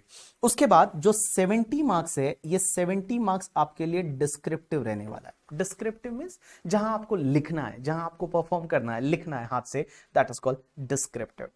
अब ये 70 मार्क्स का डिस्क्रिप्टिव कैसे रहेगा पता है आपको, टोटल 6 क्वेश्चन मिलेंगे और 14 मार्क्स के 6 क्वेश्चन मिलेंगे और 14 मार्क्स के। तो 6 question multiply by 14 marks, it's comes to आपका कितना हो जाएगा 70 मार्क्स। अब इस 6 क्वेश्चन में से, नहीं 70 नहीं, ज्यादा हो गया सर, ऐसे कैसे बोल रहे हो आप करके, 6 क्वेश्चन मिलेंगे 14 मार्क्स के। अब इसमें से एक चीज ध्यान रखना, 6 में से आपका जो फर्स्ट क्वेश्चन है ना वो मैंडेटरी है, फर्स्ट क्वेश्चन रहेगा वो आपका कंपल्सरी रहेगा, कंपल्सरी रहेगा फर्स्ट क्वेश्चन। और ये फर्स्ट क्वेश्चन जो आपका कंपलसरी रहेगा ना 14 मार्क्स का, ये आपको हमेशा डायरेक्ट टेक्स्ट वाले पार्ट से मिलेगा। डीटी वाले पार्ट मींस ये वाले पार्ट से, सॉरी नॉट ये वाला, ये वाले पार्ट से जो हम यहां देख रहे थे 70 मार्क्स डीटी, यहां से मिलेगा आपको फर्स्ट क्वेश्चन जो कि आपका 14 मार्क्स का रहेगा, कंपलसरी क्वेश्चन रहेगा। और मोस्टली जो ये क्वेश्चन आता है ये टोटल इनकम का आता है, टोटल इनकम, जिसको हम पीजीबीपी एक बार के लिए बोल देते हैं, क्योंकि इसमें मेजर जो पॉइंट रहेगा वो पीजीबीपी का रहेगा, बिजनेस का रहेगा। तो देखिए 100 मार्क का paper, 30 marks is MCQ, 70 marks में टोटल 6 क्वेश्चन आएंगे, अटेंड आपको 5 करने हैं करके, ठीक है। तो क्योंकि 5 मल्टीप्लाई बाय 14, अपना कैलकुलेशन बड़ा ही खराब है, तो 5 मल्टीप्लाई बाय 14 करोगे तो आपका 70 मार्क्स हो जाएगा। तो 6 क्वेश्चन है, first is compulsory, you have to attend it, और ये आपका डीटी वाले पार्ट से आएगा, और नॉर्मली ये टोटल इनकम का क्वेश्चन आएगा। लेकिन बाकी के जो क्वेश्चन रहेंगे, दैट इज क्वेश्चन नंबर 2 से लेके और क्वेश्चन नंबर 6, इसमें से आपको क्या करना है, एनी 4 अटेंड करने हैं। एनी 4 मींस आपके पास चॉइस रहेगा, जो अच्छा लगे वो आप कर लो, एनी 4। और ये एनी 4 जो आप अटेंड करने हैं, ये जो क्वेश्चन रहते हैं ना, ये भी हर 14 मार्क्स का क्वेश्चन रहेगा, लेकिन उसमें क्या होता है, नॉर्मली डीटी का पार्ट का क्वेश्चन रहता है 8 मार्क का, और इंटरनेशनल टैक्सेशन के पार्ट का क्वेश्चन रहता है 6 मार्क्स का। तो देखिए 8 मार्क्स डीटी से और 6 मार्क्स जो है वो आपका किससे रहेगा, इंटरनेशनल टैक्सेशन से। तो कुल मिला के मैं आपको ये बोलूं कि देखिए आप यहां पे क्या करेंगे, 4 क्वेश्चन में 6 मार्क्स का इंटरनेशनल टैक्सेशन है, तो 6 मल्टीप्लाई बाय 4 कम्स टू 24, और बाकी 6 मार्क्स आपको कहां पे मिलेंगे, एमसीक्यूज में। 6 मार्क्स मिलेंगे आपको एमसीक्यूज में, तो 30 मार्क्स का आपका हो जाएगा इंटरनेशनल टैक्सेशन। और डीटी जो है वो आपका 70 मार्क्स का हो जाएगा। कैसे 70 मार्क्स का, 14 मार्क्स तो ये आपका है ही है, और बाकी वाला ये, और उसके बाद में आपका एमसीक्यू में है वो 24 मार्क के करीब आपको एमसीक्यूज में मिलेगा डीटी। ऐसे आपका नॉर्मली ये सब्जेक्ट को डिवाइड किया रहता है, ऐसे आपका ये पेपर होता है। चलिए अब आपके साथ में कुछ क्वेश्चन पूछते हैं और उसके बाद हम आगे बढ़ेंगे। चलिए मुझे एक बात बताइए, एक सेक्शन लिखी हुई है और इस सेक्शन को ऐसे लिखा हुआ है 15(3), इसको आप कैसे रीड करेंगे, किसी को फोन पे बताना है, किसी ने फोन कर दिया और आपको ये लिखवाना है, उसको बोलना ये लिख करके, ठीक है। क्या बोलोगे उसको लिखते टाइम, क्या बोलोगे, how you will read this section. ईश्वर, ईश्वर तुम्ही हो दाता, भगवान है नाम तेरा। चलिए बताइए कैसे लिखेंगे इसको। ऐसा बोलेंगे कि एक काम कर यार, सेक्शन पहले है ना एक 15 लिख, फिर ब्रैकेट खोल, और ब्रैकेट में फिर है ना फिर 3 लिख, फिर वापस ब्रैकेट खोल, फिर उसमें वो 1 वी लिख, उसके बाद ब्रैकेट खोलो। कैसे लिखेंगे, क्या बोलेंगे इसको। चलिए तो यहां पे जो आंसर आ रहे हैं, किसी ने बोला सेक्शन 15 सब सेक्शन 3 क्लॉज 4 सब क्लॉज ए, किसी ने बहुत ही बढ़िया बोला, that is sub clause A of clause 4 to sub section 3 of section 15। चलिए तो ऑलमोस्ट जितने भी लोग हैं ना उन्होंने बहुत ही सही बोला है, जितने भी लोग हैं उन्होंने एकदम सही बोला, क्योंकि सर ये पहला वाला जो होता है ना इसको बोला जाता है सेक्शन। चलिए उसके बाद में दूसरा वाला जो होता है इसको बोला जाता है सब सेक्शन, इसको बोला जाता है क्लॉज, और इसको बोला जाता है सब क्लॉज, ठीक है। ऐसा नहीं कि सेक्शन सब सेक्शन उसके बाद सब सब सेक्शन सब सेक्शन, ऐसा नहीं है, ठीक है। सेक्शन सब सेक्शन क्लॉज और सब क्लॉज वैसे बोला जाएगा।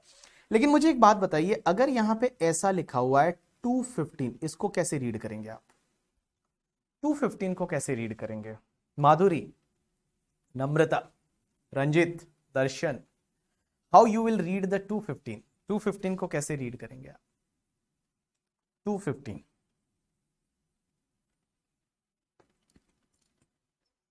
215 को आप कैसे रीड करेंगे। सेक्शन 2 सब सेक्शन 15,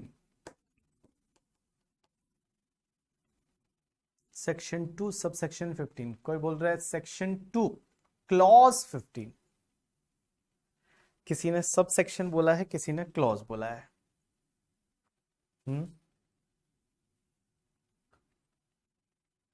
चलिए तो सेक्शन 2 क्लॉज बोलेंगे या सब सेक्शन बोलेंगे,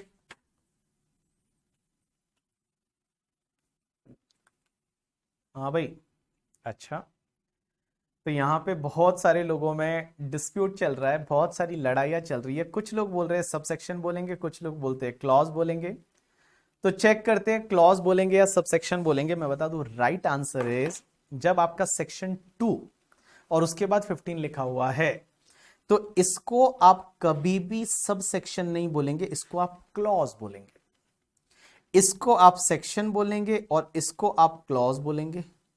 अब आप बोलोगे ये कौन सी बात हुई सर?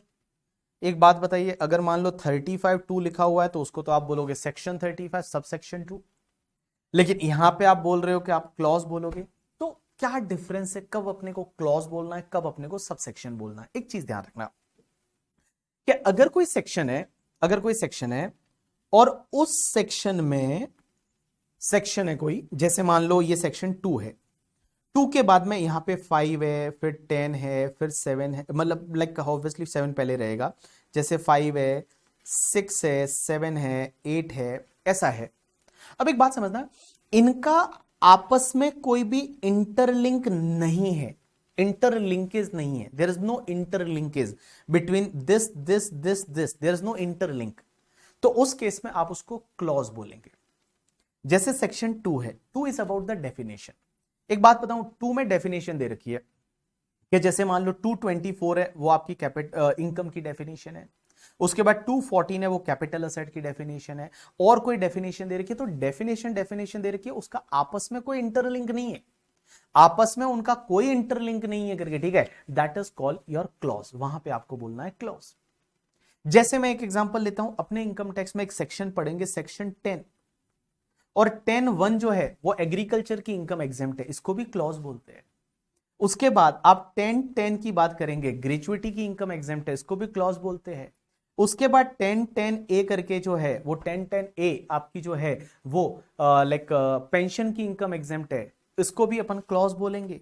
उसके बाद आपका 10(10)(d) करके जो है वो LIC का जो मैच्योरिटी है वो एग्जेम्प्ट है, इसको भी हम क्लॉज बोलेंगे। क्योंकि यहां पे एक लिस्ट दे रखी है जिसका आपस में किसी से लिंकेज नहीं है, आपस में एक आइटम की लिस्ट दे रखी है जिसका आपस में कोई लिंकेज ही नहीं है। ये एग्रीकल्चर इनकम एग्जेम्प्ट हो गई, ठीक है, खत्म हो गई बात।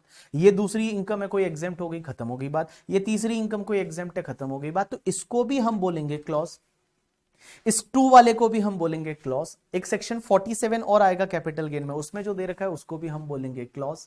लेकिन अगर कोई चीज दे रखी है और उसका आपस में इंटरलिंक है, जैसे मैं आपको एक सेक्शन बताता हूं कि जब मैं आपको एक सेक्शन 11 पढ़ाऊंगा तो 11(1) है, वो एक चीज बोलती है। अब उसका इंटरलिंक है 11(2) से भी है, 11(3) से, 11(4), 11(5), तो ये जो सब चीजें हैं ना जो आपस में इंटरलिंक है कहीं ना कहीं पे, उसको हम बोलेंगे सबसेक्शन। तो यहां पे सबसेक्शन का मतलब जब इंटरलिंकेज है तो सबसेक्शन, बाकी क्लॉज। आपको कुल मिला के, ये कोई एग्जाम के लिए नहीं था बट जस्ट आपको मैंने बताया कि इनकम टैक्स में आप ध्यान रखना कि जब भी सेक्शन 2 के साथ में जो लिखा है ना उसको आप क्लॉज बोलेंगे, जब भी सेक्शन 10 के साथ में जो लिखा हुआ है उसको आप क्लॉज बोलेंगे, और बाकी जो सेक्शंस के साथ में जो लिखा हुआ है उसको आप सब सेक्शन बोलेंगे। अब एक और चीज समझना, बहुत बार आपको केस लॉज के नाम देखने को मिलेंगे। जैसे फॉर एन एग्जांपल, एक केस लॉ है BB वर्सेस CIT, और उसके बाद ऐसा दे रखा होगा 263 CTR 53 बॉम्बे हाई कोर्ट 2022। इसका अब एक बात बताओ, ये जो केस लॉ है ना, इस केस लॉ में हमेशा ध्यान रखना पहले नाम उसका लिखा जाता है जिसने केस फाइल किया है, जिसने केस फाइल किया है उसका नाम हमेशा पहले होगा। दैट इज BB ने फाइल किया है versus CIT, that is commissioner of income tax. अब आप बोलेंगे ये बॉम्बे हाई कोर्ट का जजमेंट है, this judgement is from the Bombay high court. अगर सुप्रीम कोर्ट का होगा तो वहां सुप्रीम कोर्ट लिखा होगा, बॉम्बे हाई कोर्ट का तो हाई कोर्ट लिखा होगा। और यहां पे 2022 का जजमेंट है, मींस ये जजमेंट 2022 में आया है। लेकिन सर ये क्या लिखा होता है, यहां पे एक नंबर लिखा होता है 263, ऐसा कुछ लिखा होता है नंबर। अब ये नंबर क्या होता है, ये नंबर बेसिकली ये बताता है कि ये केस कहां पे रिकॉर्डेड है, ये जो केस है ये कौन सी बुक में रिकॉर्डेड है, उसका रेफरेंस आईडी है। कुल मिला के ITR CTR आते हैं, आजकल टेक्स्ट में भी रिकॉर्ड होता है। तो एक बात बताता हूं, ये जो नंबर है ना ये सिर्फ आपको ये बताता है कि ये केस लॉ जो है ये कहां पे रिकॉर्डेड है। अगर आपको ढूंढना है तो आप कहां से इसको ढूंढेंगे, तो उसका जो नंबर रहता है that is called your ITR CTR इसकी सीडीज भी मिलती है, बुक्स भी आती है, डीवीडीज भी मिलती है कि कौन सा केस कहां पे रिकॉर्डेड है। तो कुल मिला के ये जो है ये नंबर आपको ये बताता है कि केस है ये कहां पे रिकॉर्डेड है करके। तो चलिए अपन ने जो अभी तक पढ़ा उसको 1 मिनट में मैं क्विकली रिवाइज करवा देता हूं कि मैंने क्या पढ़ा है। सबसे पहले मैंने बताया आपको इनकम टैक्स 100 मार्क का पेपर है, 70 मार्क्स का डीटी, 30 मार्क्स का इंटरनेशनल टैक्सेशन। इंटरनेशनल टैक्सेशन में वो सब सब्जेक्ट आएंगे, उसमें क्या क्या होगा थोड़ा मैंने आपको ब्रीफली बता दिया।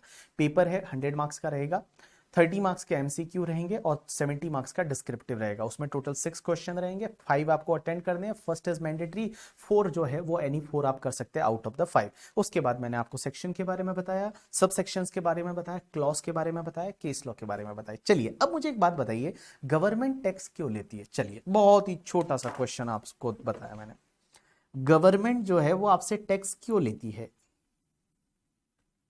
गवर्नमेंट है वो टैक्स क्यों लेती है? क्यों लेती है टैक्स? बताइए मुझे क्यों लेती है, क्या लेती है?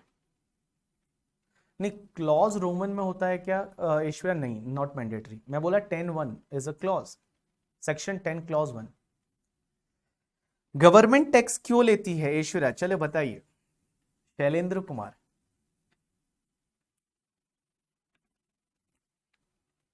किसी ने बोला टू मीट इट्स एक्सपेंसेस, किसी ने बोला विधायक खरीदने के लिए। भाई बोलता है विधायक खरीदने के लिए, to provide general service in India because we use national resources. So government tax लेती है for development of the nation, development of the country, to spend on public welfare, for development. Fund मिलेगा government को expenses करने के लिए, बोलते हैं विधायक खरीदने के लिए। Wow, to run the country, income को इक्वल करने के लिए। वाओ, चलो इक्वल कितनी होती है वो देखेंगे फ्यूचर में। चलिए गवर्नमेंट टैक्स क्यों लेती है, उसमें सबसे बड़ी चीज कि गवर्नमेंट को आपने एक रेस्पॉन्सिबिलिटी दे रखी है। रेस्पॉन्सिबिलिटी दे रखी है कि इंडिया को चलाना है, इंडिया को आपको ग्रो करना है, ग्रो करना है, आपको इंडिया को रन करना है। तो इंडिया को रन करना है, ग्रो करना है, डेवलप करना है करके, ठीक है। तो इंडिया को ग्रो करने के लिए, डेवलप करने के लिए, रन करने के लिए 2 चीजों की जरूरत रहती है। किसी भी कंट्री को चलाने के लिए 2 चीजों की जरूरत रहती है। और सबसे पहली चीज कौन सी? कि सबसे पहला तो चाहिए उनको पावर, कि किसी कंट्री को चलाने के लिए पावर तो चाहिए ही चाहिए। पावर का मतलब इलेक्ट्रिसिटी से नहीं है यहां पे, पावर का मतलब उनको कोई डिसीजन लेने के पावर होने चाहिए। तो इंडिया के पास में, गवर्नमेंट के पास में, आपकी जो गवर्नमेंट है, सेंट्रल गवर्नमेंट, स्टेट गवर्नमेंट, उनको पावर्स दे रखी है। पावर्स उनको कहां से मिलती है? कॉन्स्टिट्यूशन ऑफ इंडिया से। कॉन्स्टिट्यूशन ऑफ इंडिया से इनको बड़ी पावर दे रखी है, जो चाहे वो कर सकते हैं, जो मर्जी आए वो कर सकते हैं। और मैं बता दूं कॉन्स्टिट्यूशन ऑफ इंडिया का जो 7th शेड्यूल है उसमें 3 लिस्ट दे रखी है। एक लिस्ट है जिसको बोला जाता है यूनियन लिस्ट, एक लिस्ट है जिसको बोला जाता है स्टेट लिस्ट, और एक लिस्ट है जिसको बोला जाता है कॉन्करेंट लिस्ट, आपने सुना होगा। और उसमें कुछ ऐसे मैटर्स दे रखे हैं कि जिस पे गवर्नमेंट चाहे तो लॉ बना सकती है। गवर्नमेंट को ये पावर कॉन्स्टिट्यूशन में दे दिया कि आपको पावर चाहिए, लीजिए पावर। और पावर में उन्होंने 3 लिस्ट दे रखी है, that is one is the union list, one is the state list and one is the concurrent list. Union list में कुछ ऐसे मसले होते हैं, यूनियन लिस्ट जो होती है उसमें कुछ ऐसे मैटर होते हैं जिस पे सिर्फ अपनी सेंट्रल गवर्नमेंट लॉ बना सकती है। स्टेट लिस्ट में कुछ ऐसे मैटर होते हैं जिस पे स्टेट गवर्नमेंट लॉ बना सकती है, और कॉन्करेंट लिस्ट में दोनों ही बना सकते हैं।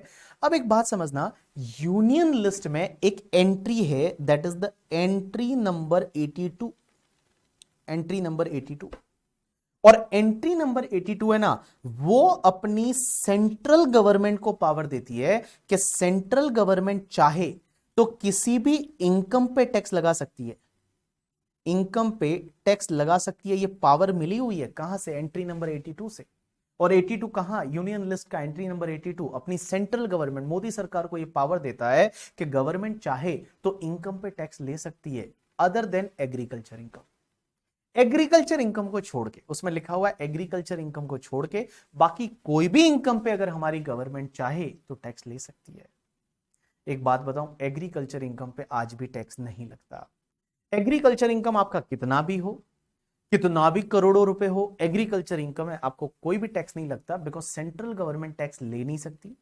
स्टेट गवर्नमेंट अगर चाहे तो ले सकती है, बट स्टेट गवर्नमेंट भी टैक्स नहीं लेती है एग्रीकल्चर इनकम। तो एग्रीकल्चर इनकम है वो एग्जेम्प्ट है, आज की डेट में कोई भी टैक्स नहीं लगता। अब किसी का क्वेश्चन ये रहेगा कि सर क्या ये सही है एग्रीकल्चर इनकम को लाइक एग्जेम्प्ट करना? अगर मेरा व्यू मानोगे ना, then I will suggest that कि एग्रीकल्चर इनकम टैक्सेबल होनी चाहिए आफ्टर सर्टेन लिमिट। एक काम करिए, आप 50 लाख की लिमिट डाल दीजिए। चलो किसान है, obviously we want to promote the kisan, मैं भी किसान घर से हूँ, किसान फैमिली से हूँ करके, ठीक है। चलो मैं 50 लाख तक अगर मैं कमाता हूं तो उसमें तक आप टैक्स मत लो, पर ईयर का 50 लाख छोड़ दो आप, ठीक है। बट एटलीस्ट यार उससे ऊपर वाली जो इनकम है उस पर तो आप टैक्स लो। बिकॉज लोग क्या करते हैं ना, आजकल की डेट में ब्लैक एंड व्हाइट करने का एक बेस्ट तरीका है agriculture income. Black and white करिए, एक बेस्ट तरीका आपके पास, अगर ब्लैक का पैसा है आपको व्हाइट करना है, आप एग्रीकल्चर इनकम के थ्रू कर दीजिए। कैसे करेंगे? जैसे मैं एक एग्जांपल लेता हूं, मान लो मेरे पास में 10 करोड़ ब्लैक पड़ा है, कैश पड़ा है, मुझे डर लगता है कैश को कहां संभाल के रखोगे आप 10 करोड़। अब मैंने क्या सोचा कि इसको व्हाइट करना है। तो व्हाइट करने के लिए क्या करना है, मुझे मेरे नाम पे एक खेत लेना है करके, ठीक है। मेरे नाम पे एक खेत लेना है, या तो मैं खुद ओन करता हूं खेत, ठीक है, या फिर हो सकता है मैं किसी ने भाड़े पे ले लिया मैंने खेत, और मैं बोलता हूं मैं वहां एग्रीकल्चर एक्टिविटी कर रहा हूं, भले मैं कुछ नहीं कर रहा वहां पे, मैं कुछ भी नहीं कर रहा वहां पे, और मैं बोलता हूं मैं एग्रीकल्चर एक्टिविटी कर रहा हूं। फिर मैं क्या करता हूं, किसी से, जो ये मार्केट में जो एजेंट्स वगैरह होते हैं, उनसे मैं क्या करता हूं, क्रॉप के सेलिंग के बिल ले लेता हूं। मीन्स मैंने उनको क्रॉप सेल किया, तो मैंने जैसे ही उनको क्रॉप सेल किया तो वो मुझे पैसे देंगे। और ऐसा होता नहीं, सिर्फ बिल ले लेते हैं लोग, 2% 1% में मार्केट में जो मिलते हैं, बिल ले लिए। अब एक बात बताओ, आपके पास क्रॉप सेलिंग का बिल आ गया, आपने बोला ये एग्रीकल्चर इनकम है, आपका पैसा एज इट इज आप बैंक में जमा करा लीजिए, या क्रॉप सेलिंग का पैसा सीधा बैंक में ले लीजिए। आपके पास ब्लैक का पैसा था, आपने व्हाइट बना दिया बिना टैक्स भरे। और मैं बता दूं, मैक्सिमम पॉलिटिशियन अगर आप देखोगे उनकी इनकम जो है वो एग्रीकल्चर से है, और पूरी एग्जेम्प्ट है, उस पर कुछ टैक्स लग ही नहीं रहा है। बहुत सारे बड़े बड़े लाइक आप देखोगे, जो अमिताभ बच्चन की जो बात करते हैं अपन, उन्होंने भी, मैंने सुना यूपी के वो किसान है, यूपी में उन्होंने बहुत बड़ी लैंड ले रखी है, और वहां से उनकी भारी एग्रीकल्चर इनकम वो हर साल शो करते हैं। एक इंटरेस्टिंग केस आया, मैंने कहीं पढ़ा था, एग्जैक्टली मुझे उसका रेफरेंस अभी पता नहीं है, बट क्या हुआ कि एक बंदे ने बताया एग्रीकल्चर इनकम है मेरी, और उसने रिटर्न में एग्रीकल्चर इनकम बता दी, और एग्जेम्प्टेड, टैक्स भरा नहीं, बैंक में पैसा आया। हुआ क्या, जब उसका असेसमेंट खुला तो असेसमेंट में उसको पकड़ा और बोला अच्छा एग्रीकल्चर इनकम है, वो बोलता है हाँ एग्रीकल्चर इनकम है। तो बोलता है कौन से मंथ से कौन से मंथ तक आपने खेती की थी उस खेत में, बताओ। तो उसने बताया कि ये मंथ से मैंने इस मंथ तक खेती की थी। इनकम टैक्स डिपार्टमेंट ने उस पर्टिकुलर पीरियड की, उस पर्टिकुलर खेत की सैटेलाइट की इमेज मंगवा ली।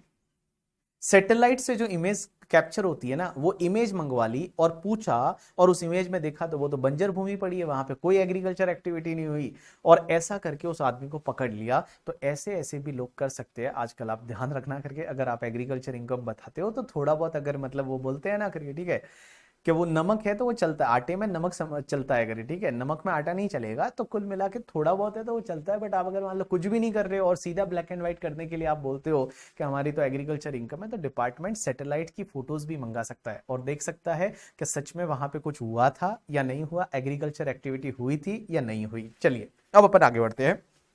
तो देखिए, गवर्नमेंट टैक्स क्यों लेती है, उसके पीछे का रीजन, आपने एक रेस्पॉन्सिबिलिटी दे रखी है। किसको? गवर्नमेंट को, कि इंडिया को चलाना है और इंडिया को क्या करना है, ग्रो करना है, उसको रन करना है। दो चीजों की जरूरत रहती है, one is the power, one is the पैसा। एक चाहिए पावर, पावर जो है वो कॉन्स्टिट्यूशन में दे रखे है। अब एक चाहिए पैसा। सर पैसा कहां से लाएंगे, पैसा कहां से लाए गवर्नमेंट? गवर्नमेंट को चाहिए ऐश्वर्या पैसा। नारंग ना, हाँ नारंग, नारंगी नाम है, मेरे को दिख ही नहीं रहा है। हाँ उमंग, सॉरी यार, उमंग और नारंग कितना फर्क है यार, मेरे को इतना भी नहीं दिख रहा। चलिए उमंग, उमंग आपको पता है गवर्नमेंट को चाहिए पैसा, पैसा कहां से लाएगी? पैसा लाने के लिए एक एग्जांपल लेते हैं, समझने की कोशिश करते हैं। हमारा एक बंदा है जिसका नाम है उमंग, ये लो, ये रहा उमंग। उमंग और गवर्नमेंट एक जैसी है, कैसे? बहुत अच्छा लग रहा है बंदा, कितना गंदा फोटो बनाया उमंग का, उमंग के घर वाले देख के भगा देंगे, बोले कहाँ है। चलो अच्छा फोटो बनाते हैं उमंग का। ओह वेरी नाइस उमंग। एक बात बताइए, मान लो उमंग का अगले महीने समवन स्पेशल का बर्थडे है, समवन स्पेशल का बर्थडे है अगले महीने, नेक्स्ट मंथ, ठीक है। तो होता क्या है ना, आजकल ये आपके जमाने में ऐसी चीजें हो गई है कि जब भी आपकी अगर कोई गर्लफ्रेंड है या बॉयफ्रेंड है तो उसका बर्थडे जब आप सेलिब्रेट करते हैं तो आजकल बड़े सरप्राइजेस के जमाने हैं। हमारे टाइम पे तो ऐसा था नहीं, हमारे टाइम पे तो कुछ भी नहीं था करके, ठीक है। बट आज के टाइम पे क्या होता है कि लाइक चलो उसमें गिफ्ट देना पड़ेगा, फिर केक भेजना पड़ेगा, फिर कुछ ऐसे सरप्राइजेस होंगे एवरी लाइक 2 घंटे के बाद, ये सरप्राइज, ये पता नहीं क्या है आजकल, ऐसा ऐसा होता है जैसा मैंने सुना है बच्चों से। अब एक बात समझना, उमंग जो है उसके समवन स्पेशल का नेक्स्ट मंथ बर्थडे है, तो सबसे पहले ये प्लानिंग करेगा कि कैसे सरप्राइज दिया जाए। तो जब भी एक सीए स्टूडेंट है वो सरप्राइज कैसे देगा, तो सबसे पहले तो वो बजट बनाएगा कि भैया हमारे रिलेशन को चलाने के लिए, हमारे रिलेशन को ग्रो करने के लिए कितना खर्चा आने वाला है, कितना बजट है, वो बनाएगा। अब एक बात समझना, सबसे पहले उसने बजट बनाया कि अपने को टोटल 4000 रुपीज का कॉस्ट लगेगा। 4000 कैसे, उमंग और जो उमंग के दिल की उमंग है वो दोनों जाएंगे कहीं पे, केक मंगाएंगे, उसके बाद में लाइक क्या बोलते हैं, कुछ लंच डिनर भी होगा और ये सब चीज पूरे दिन का कुछ गिफ्ट भी देना पड़ेगा। टोटल बजट इज 4000 रुपीज, 4000 चाहिए। 4000 उमंग कहां से लाएगा? सबसे पहला जो सोर्स होगा उमंग का, वो उमंग का आर्टिकलशिप का स्टाइपेंड है। सबसे पहला सोर्स इज आर्टिकलशिप का स्टाइपेंड। तो उमंग को पता है कि अगले महीने का अपना सैलरी ड्यू होने वाला है, स्टाइपेंड ड्यू होने वाला है, तो ऑफिस से हमको 2000 रुपया तो मिल जाएगा। 2000 रुपया तो कहां से मिलेगा? ऑफिस से, 2000 from office. Now what about the remaining करके, ठीक है, what about the remaining 2000, because relation को ग्रो भी करना है। बाकी पैसा कहां से लाएगा? 2000। तो 2000 बाकी का अरेंज करने के लिए वो किसको बोलेगा? अपने पेरेंट्स के पास जाएगा और अपने पेरेंट्स को जाके बोलेगा कि देखो मम्मी या पापा, जिससे भी आप ज्यादा क्लोज हो, लड़का है तो मम्मी से ही क्लोज होगा, तो मम्मी को जाके बोलेगा कि मम्मी मम्मी मेरे किसी फ्रेंड का बर्थडे है और उसको हम पार्टी देने वाले हैं, तो इसके लिए आप कुछ पैसा दे दीजिए। अब मम्मी को अगर 2000 बोल दो ना, तो कहीं भी मम्मी को हार्ट अटैक आ सकता है, ये ध्यान रखना। मम्मी को कभी भी ऐसा नहीं बताना पड़ता कि 2000 देना है, ठीक है। तो मम्मी को, और मम्मी को बताना ही नहीं पड़ता, मम्मी से पैसा निकालना बहुत इजी। आप खाना खाना छोड़ दो एक दिन के लिए, बोलो भूख नहीं है करके, ठीक है, तो मम्मी आगे से बोल देगी बेटा कितने पैसे चाहिए बता दे। तो उमंग ने बोला मम्मी को कि मम्मी एक काम करिए, ज्यादा नहीं, मुझे 1000 रुपया चाहिए, ठीक है। तो 1000 रुपया मम्मी ने दे दिया। अब एक बात समझिए, 2000, 1000, नाउ ही नीड 1 more 1000, कहां से लाएगा? ऑब्वियसली अपने फ्रेंड्स को बोलेगा और अपने फ्रेंड से लोन लेगा कि देख यार तेरी भाभी का बर्थडे है, तो एक काम कर, तू 1000 रुपीज मुझे दे दे, मैं तेरा अगला मेरा स्टाइपेंड आएगा उसमें मैं तुझे दे दूंगा। तो वो क्या करेगा? लोन लेगा। तो सबसे पहला सोर्स खुद का ऑफिस था, दूसरी उसने अपने पेरेंट्स से लिया, तीसरा किससे लिया? अपने फ्रेंड से लोन लिया। तो मैं बता दूं, अपनी गवर्नमेंट और उमंग में कोई फर्क नहीं है। हमारी जो गवर्नमेंट है और उमंग है उसमें कोई भी फर्क नहीं है कि पैसा कहां से लाएगा, बिकॉज पैसा चाहिए कंट्री को चलाने के लिए। श्रीलंका की हालत आप देख रहे हो करके, ठीक है, पैसा ही नहीं है उनके पास में कंट्री को चलाने के लिए। तो आप देख सकते हैं कंट्री को चलाने के लिए पैसा बहुत ज्यादा जरूरी है, पावर तो है ही है, उसके साथ में पैसा भी चाहिए। तो मनी कहां से लाएंगे? तो मनी लाने के लिए गवर्नमेंट क्या करती है? सबसे पहले अपने खुद के बिजनेसेस करती है।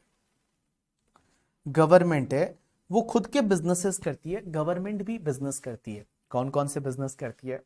आपने देखा होगा हमारे गवर्नमेंट का रेलवे है, उसके बाद में एसबीआई में कुछ हिस्सा है, उसके बाद में बहुत सारी जैसे आपके ओएनजीसी है करके, ठीक है, उसके बाद में आप देखोगे बहुत सारे इंडियन ऑयल कॉर्पोरेशन लिमिटेड है, उसके बाद बीपीसीएल कॉर्पोरेशन लिमिटेड है। तो ये जो है ये बिजनेस करती है गवर्नमेंट। गवर्नमेंट के खुद के बिजनेसेस है और उन बिजनेसेस से गवर्नमेंट बहुत ज्यादा रेवेन्यू है वो इकट्ठा कर लेती है। लेकिन क्वेश्चन ये आता है कि क्या जो बिजनेस से रेवेन्यू जितना इकट्ठा होता है, जितना प्रॉफिट आता है, बहुत सारे गवर्नमेंट बिजनेस तो लॉस मेकिंग ही है।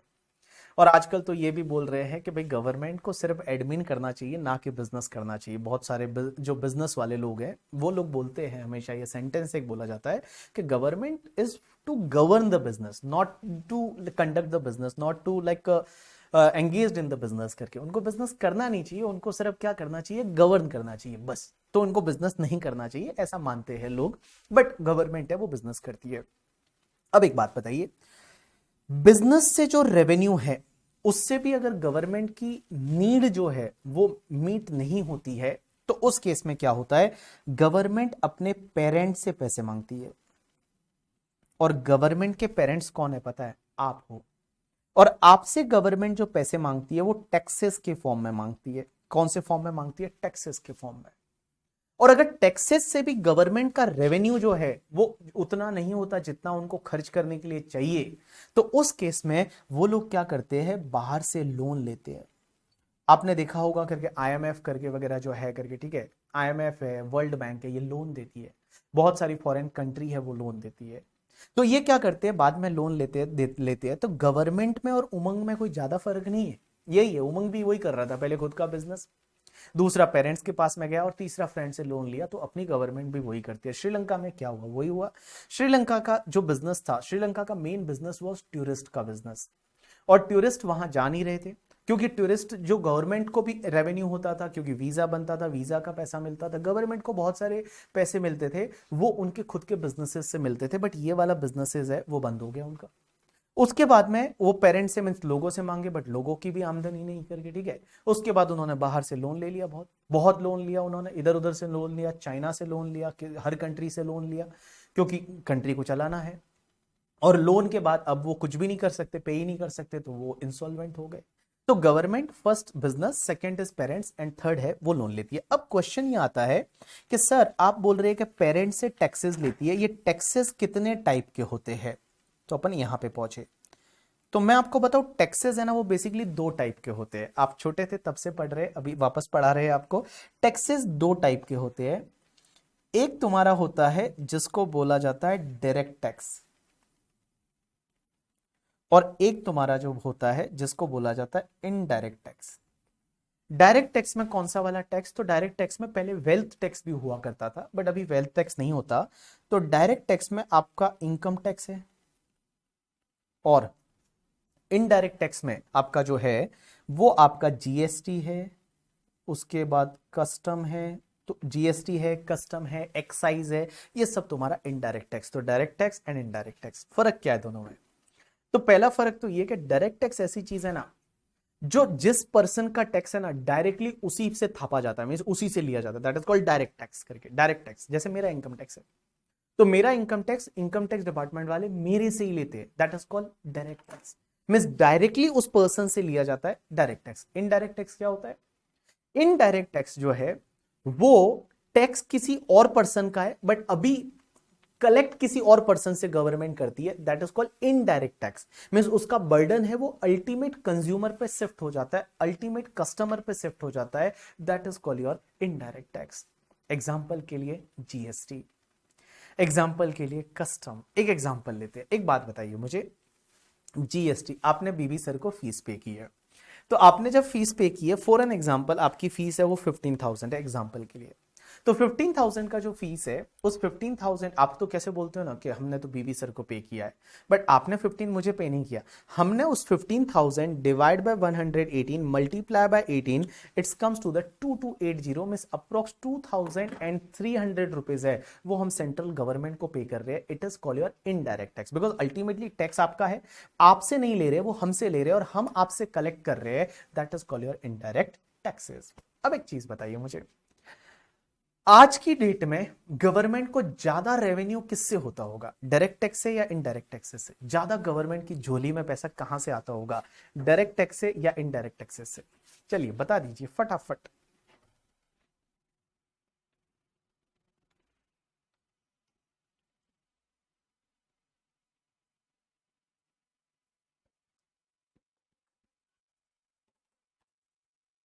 कहां से आता होगा, जब गवर्नमेंट को ज्यादा रेवेन्यू कहां से आता होगा? सब लोग बोल रहे हैं, तान्या, सब लोग बोल रहे हैं इनडायरेक्ट टैक्सेस से। Your answer is absolutely right, because indirect taxes का बेस बहुत बड़ा है, बहुत बड़ा है बेस। इसका मतलब ये हुआ कि इनडायरेक्ट टैक्सेस में जीएसटी है, फिर कस्टम है। आप आजकल तो देखोगे जीएसटी का हर मंथ का जो जीएसटी कलेक्शन होता है वो कभी मतलब 1 लाख करोड़ को हर मंथ क्रॉस कर रहा है करके।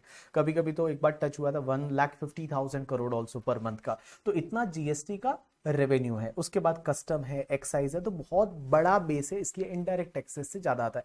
बट ज्यादा फर्क नहीं है, डायरेक्ट टैक्स और इनडायरेक्ट टैक्स की अगर मैं रिकवरी की बात करूं तो ज्यादा डिफरेंस नहीं है। इनकम टैक्स जो है वो भी बहुत बड़ा जो योगदान है वो अपनी इकोनॉमी को देता है, बहुत बड़ा। आई थिंक 16 या 17 लाख करोड़ जो है वो इनकम टैक्स भी एवरी ईयर है वो कलेक्ट होता है। इतना बड़ा रेवेन्यू है इनकम टैक्स से करिए, ठीक है।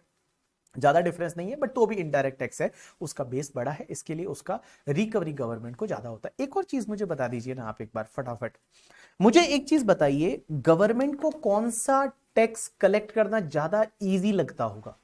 Means easily they can collect, उसको ज्यादा बर्डन फील नहीं होता होगा, कौन सा? इनकम टैक्स या जीएसटी? मींस डायरेक्ट या इनडायरेक्ट टैक्स इजीली कलेक्ट कर लेते, गवर्नमेंट को ज्यादा बर्डन नहीं आता।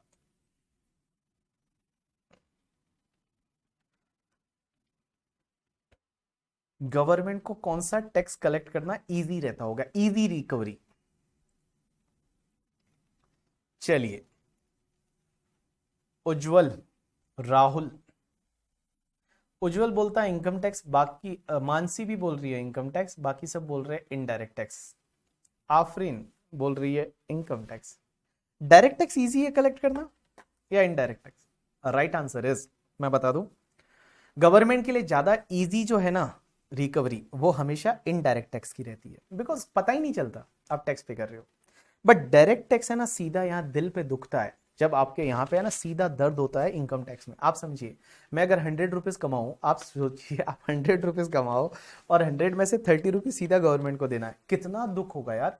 सीधा है ना दिल पे दर्द होता है, दर्द यहाँ पे, ठीक है। दर्द दिलों के कम हो जाते, बिल्कुल कम नहीं होते इसमें करके, ठीक है। सीधा यहाँ पे पिंच होता है जब आपको इनकम टैक्स पे करना पड़ता है। बट मैं बता दूं, आईडीटी में पता ही नहीं चलता आपने टैक्स भरा है। आप सोचिए, आपने फीस भरा है, इतने दिन से आप फ्रेंड्स के साथ डिस्कस कर रहे हैं, बीवी सर का फीस है ना वो 15,000 है। एक बार भी ये सोचा उसमें से 2300 रुपए मोदी जी को दे रहे हैं? बिल्कुल नहीं सोचा आपने, एक दिन भी नहीं सोचा कि 2300 रुपए है वो गवर्नमेंट को जा रहे हैं। बट नहीं, ऐसा बोल, आपको कैसा बोलना चाहिए पता है, कि 15,000 जो फीस है उसमें से 2,300, तो ऐसा बोलना चाहिए 12,700 ही डीटी का फीस है, बाकी तो वो मोदी जी लेके चले गए, वो हमारे पास भी नहीं है करके, ठीक है, वो तुमने मोदी जी को पे कर दिया। तो इसमें पता ही नहीं चलता इनडायरेक्ट टैक्स में कि कौन पे कर रहा है। मींस उसको जो पे कर रहा है ना, उसको डायरेक्टली बर्डन है वो फील नहीं होता। इसके लिए इसका टैक्स रिकवरी है वो as compare to the direct tax easy है। और डायरेक्ट टैक्स में केस लॉस बहुत ज्यादा है, क्योंकि लिटिगेशन बहुत ज्यादा आती है, क्योंकि रिकवरी डिफिकल्ट है करके, ठीक है, लिटिगेशन बढ़ती है। इनडायरेक्ट टैक्सेस में अभी तक इतनी लिटिगेशन जैसे जीएसटी में नहीं आई है, अभी आगे आगे देखो क्या होता है। बट इनडायरेक्ट टैक्स रिकवर करना ईजी है, डायरेक्ट टैक्स बड़ा ही दुख देता है, बड़ा दुख देता है। अगर आप जब इनकम टैक्स भरोगे तो आपको पता चलेगा कि कितना दुख देता है, कितना रोना आ जाता है, आंखों में से आंसू आ जाते हैं, ठीक है।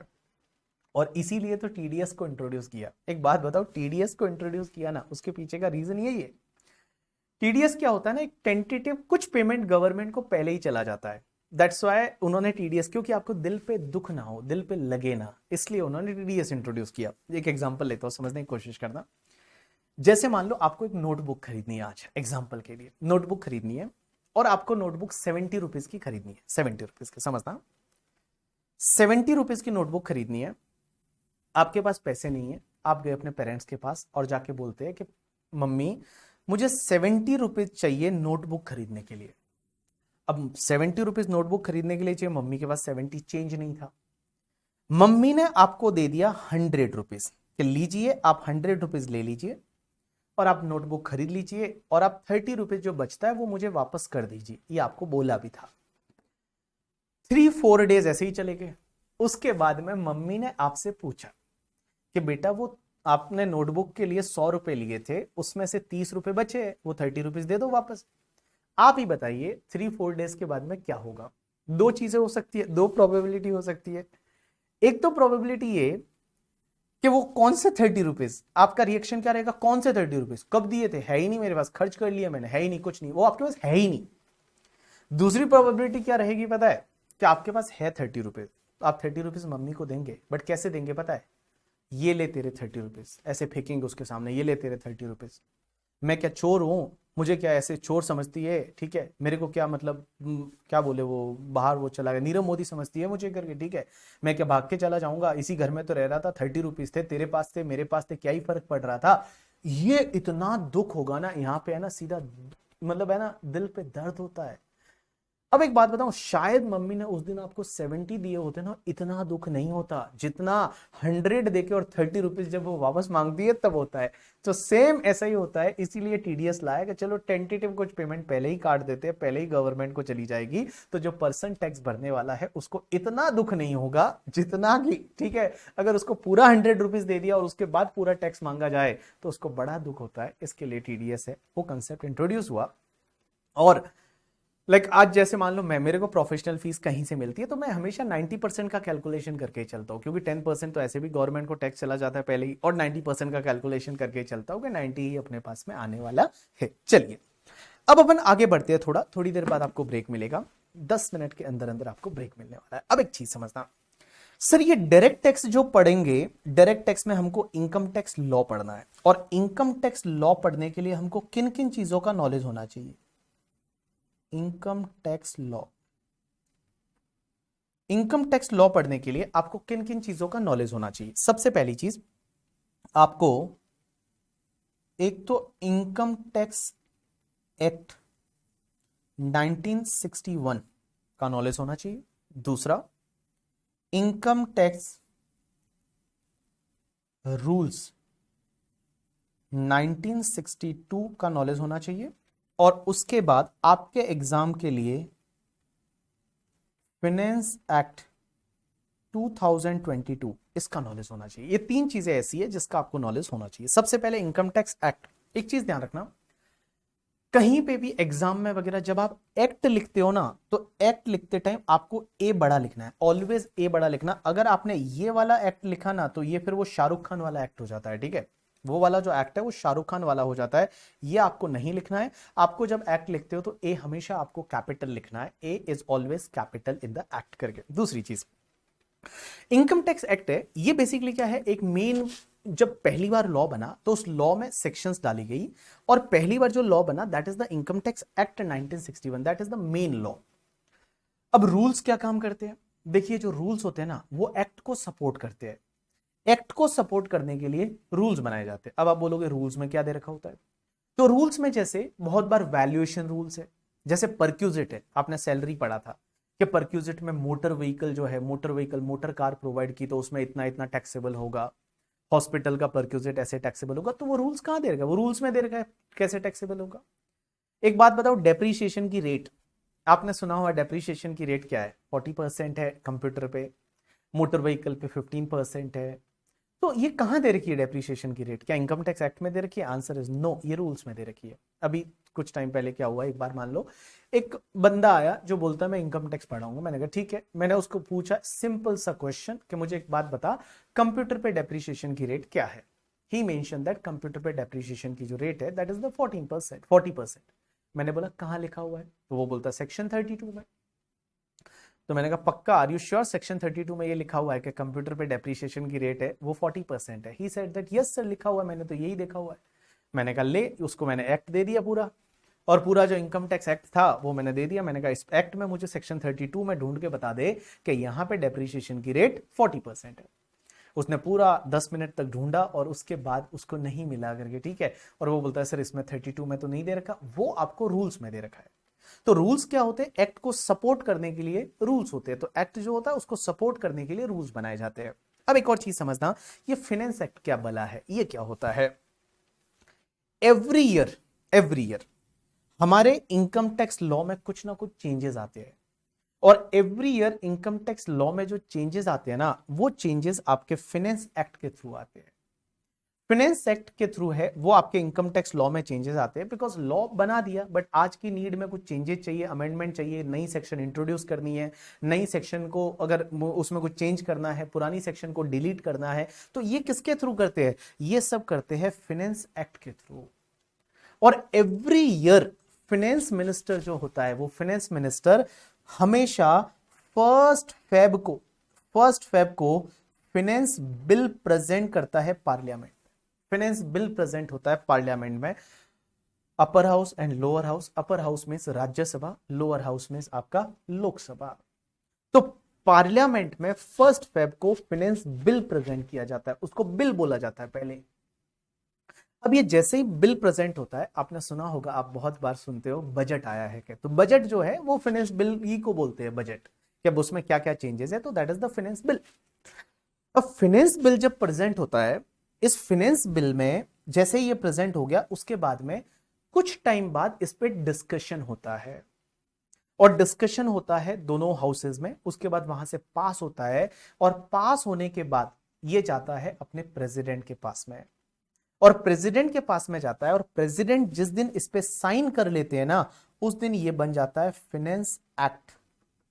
पहले ये बिल था, लेकिन जैसे ही जिस दिन अपने प्रेसिडेंट ने, जैसे रामनाथ कोविंद जी है, उन्होंने जब इस पे साइन किया इस वाले बिल पे, तो ये तुम्हारा क्या बन गया, फिनेंस एक्ट बन गया। तो फिनेंस बिल से ऐसे बनता है फिनेंस एक्ट। अब क्वेश्चन ये आता है कि सर एक बात बताइए, हमने ये सुना है कि अभी आजकल ये जो बजट आता है इन्हें 1 फेब को आता है, पहले ये 28 फेब को आता था। कांग्रेस के टाइम में अगर आप देखोगे तो ये 28 फेब को आता था, बट जब से बीजेपी आई, बीजेपी का भी पहले तो 28 फेब को आया था, बट फिर उन्होंने डेट को चेंज करके उन्होंने 1 फेब को कर दिया कि हम बजट है वो 1 फेब को लाएंगे। इसके पीछे का क्या रीजन हो सकता है? रीजन इज बीइंग कि बेसिकली जब 28 फेब को आता था ना, तो उनके पास में 1 मंथ का टाइम होता था। तो मेनी टाइम ऐसा होता था, लाइक देखो budget is for the future period ना, सो budget is for the next year, April से लेके ये बजट काम करेगा। तो उसमें बहुत बार ऐसा होता था कि बजट जो है उसको बिल को एक्ट बनते बनते अप्रैल भी चला जाता था। मींस कभी कभी मई के फर्स्ट वीक में जाके एक्ट बन रहा है, कभी अप्रैल के एंड में एक्ट बन रहा है। तो बहुत सारे प्रोविजन ऐसे होते थे जो 1 अप्रैल से एप्लीकेबल होने वाले हैं, तो उसको लेके फिर दिक्कत आती थी कि अभी 1 अप्रैल से एप्लीकेबल होगा या नहीं। तो इन्होंने एक सिस्टम अच्छा सा बना दिया अब कि 1 फेब को बिल को प्रेजेंट करिए, और 31 मार्च से पहले पहले ये एक्ट बन जाएगा। 31 मार्च से पहले पहले एक्ट बन जाएगा, तो 1 अप्रैल से इसके इंप्लीकेशन वगैरह आ जाएगी। बहुत सारे प्रोविजन है जो 1 अप्रैल से एप्लीकेबल होने वाले हैं, उसकी इंप्लीकेशन है वो 1 अप्रैल से आ जाएगी। That's why now budget is presented on the 1 Feb. अब एक और चीज समझना, सर एक बात बताइए, क्या हर साल एक ही बजट आता है? आंसर इज यस, हर साल एक ही बजट आता है, एक ही बिल आता है फिनेंस बिल करके। लेकिन एक चीज समझना, जिस ईयर में इलेक्शन होते हैं ना, उस ईयर में आपके 2 बजट आते हैं। इलेक्शन वाले ईयर में 2 बिल आते हैं, 2 एक्ट बनते हैं, 2 फिनेंस एक्ट बनते हैं उस साल में, 2 फिनेंस बिल आते हैं करके, ठीक है, जिस ईयर में इलेक्शन होते हैं। इन 2014 that was election year, 2019 was election year, अब आगे जाके 2024 will be the election year. तो बेटा 2019 की अगर मैं बात करूं, तो 2019 में 2 फिनेंस बिल आए थे। एक तो 2019 का पहला फिनेंस बिल आया था बिफोर इलेक्शन, एंड उस टाइम पे अरुण जेटली जी की तबीयत ठीक नहीं थी, तो पीयूष गोयल जो थे, अभी भी है, तो पीयूष गोयल जी है वो फाइनेंस मिनिस्टर बनाए गए थे थोड़े टाइम के लिए, और उन्होंने बजट प्रेजेंट किया था इन 2019। That was finance bill 2019 number 1 बोलते हैं उसको। और उसके बाद में बीजेपी की वापस गवर्नमेंट बन गई, और उसके बाद निर्मला सीतारमण जी को फाइनेंस मिनिस्टर बनाया गया। तो निर्मला सीतारमण जी ने दूसरा वाला बजट है वो प्रेजेंट किया था in the month of the जुलाई। तो पहला वाला जो बजट है ना, उसको नॉर्मली इंट्रीम बजट बोला जाता है, और जो आपका फाइनल गवर्नमेंट बनने के बाद जो बजट आता है उसको नॉर्मली फाइनल बजट बोला जाता है। तो हर साल जिस ईयर इलेक्शन होते हैं ना, वो इलेक्शन वाले ईयर में आपके 2 बिल आते हैं फिनेंस बिल, और वही तुम्हारे 2 फिनेंस एक्ट है वो बनते हैं। तो 2019 वाला जब भी आप देखोगे ना कहीं भी, जब मैं भी आपको बताऊंगा, तो जहां 2019 का अमेंडमेंट है तो वहां पे ऐसा लिखा होगा amended bye finance act number 1 2019, and एक जगह लिखा होगा फिनेंस एक्ट नंबर 2 2019। मींस ये 2019 में 2 फिनेंस एक्ट आए थे। क्यों? क्योंकि उस ईयर में इलेक्शन था। तो जिस ईयर इलेक्शन होगा हर साल ऐसा ही होगा, और जिस ईयर इलेक्शन नहीं है उस ईयर नॉर्मली एक ही बिल आता है और एक ही एक्ट बनता है। अब एक चीज समझना, आपने बहुत बार ऐसा सुना होगा कि ऑर्डिनेंस आया है। आपने ऐसा बहुत बार सुना होगा कि गवर्नमेंट ने ऑर्डिनेंस निकाला है। ऑर्डिनेंस, अब आप बोलेंगे ऑर्डिनेंस क्या होता है करके, ठीक है। ऑर्डिनेंस क्या होता है? ऑर्डिनेंस है वो, ऑर्डिनेंस क्या होता है वो मैं आपको बता दूं कि बहुत बार क्या होता है ना, अगर पार्लियामेंट है वो पार्लियामेंट ऑपरेशन में नहीं है, मींस पार्लियामेंट की छुट्टियां चल रही है, तो पार्लियामेंट की जब छुट्टियां चल रही होती है तो प्रेसिडेंट के पास ये पावर है कि प्रेसिडेंट जो है वो मिनिस्टर को बोल के और ऑर्डिनेंस के थ्रू भी अमेंडमेंट ला सकते हैं। नॉर्मली अमेंडमेंट जो आते हैं वो फाइनेंस एक्ट के थ्रू आते हैं करके, ठीक है, फाइनेंस एक्ट के थ्रू आते हैं। बट जब पार्लियामेंट सेशन में नहीं है, और अगर गवर्नमेंट को लगता है कि ये ऑर्डिनेंस, ये जो अमेंडमेंट है ये जरूरी है, तो वो लोग क्या करते हैं, एक ऑर्डिनेंस निकाल के भी अमेंडमेंट ला लेते हैं। कैसे, जैसे कुछ एग्जांपल देता हूं। कोविड के टाइम पे आपको पता रहेगा, कोविड से भी पहले मैं 2019 में एक बार जाता हूं। 2019 में सितंबर के आसपास की मैं बात कर रहा हूं। सितंबर में आपको पता रहेगा, और जब लाइक मार्केट में शेयर मार्केट काफी नीचे गया था, 2019 में एक बार नीचे गया था, 2-3 हजार पॉइंट टूट गया था, और उसके पीछे के कुछ रीजन थे। तो 2019 में सितंबर के आसपास एक दिन निर्मला सीतारमण जी आती है और एक ऑर्डिनेंस लाती है, और वो बोलती है कि हम कॉर्पोरेट टैक्स की जो रेट है, वो कॉर्पोरेट टैक्स की रेट है वो 30% से हम सीधा 22% कर देंगे। ऐसा आया था। और कि न्यू मैन्युफैक्चरिंग यूनिट इंडिया में लगाइए, आपको 15% की रेट से टैक्स भरना पड़ेगा। तो ये जो सेक्शंस लाई थी, ये section mid of the year में लाई थी, और उस टाइम पार्लियामेंट थी नहीं ऑपरेशन में, पार्लियामेंट की छुट्टियां चल रही थी। तो इन्होंने ऑर्डिनेंस लाया था जिसको बोला जाता है टैक्सेशन ऑर्डिनेंस 2019। अब ये ऑर्डिनेंस होता है ना, ये फाइनल नहीं होता, ये एक बार लाया, फिर जब पार्लियामेंट सेशन में बैठती है, जब पार्लियामेंट चालू होती है, फिर वापस उस ऑर्डिनेंस को पास कराया जाता है, और जब पास करवाते हैं तो उसका नाम हो जाता है टैक्सेशन अमेंडमेंट एक्ट 2019।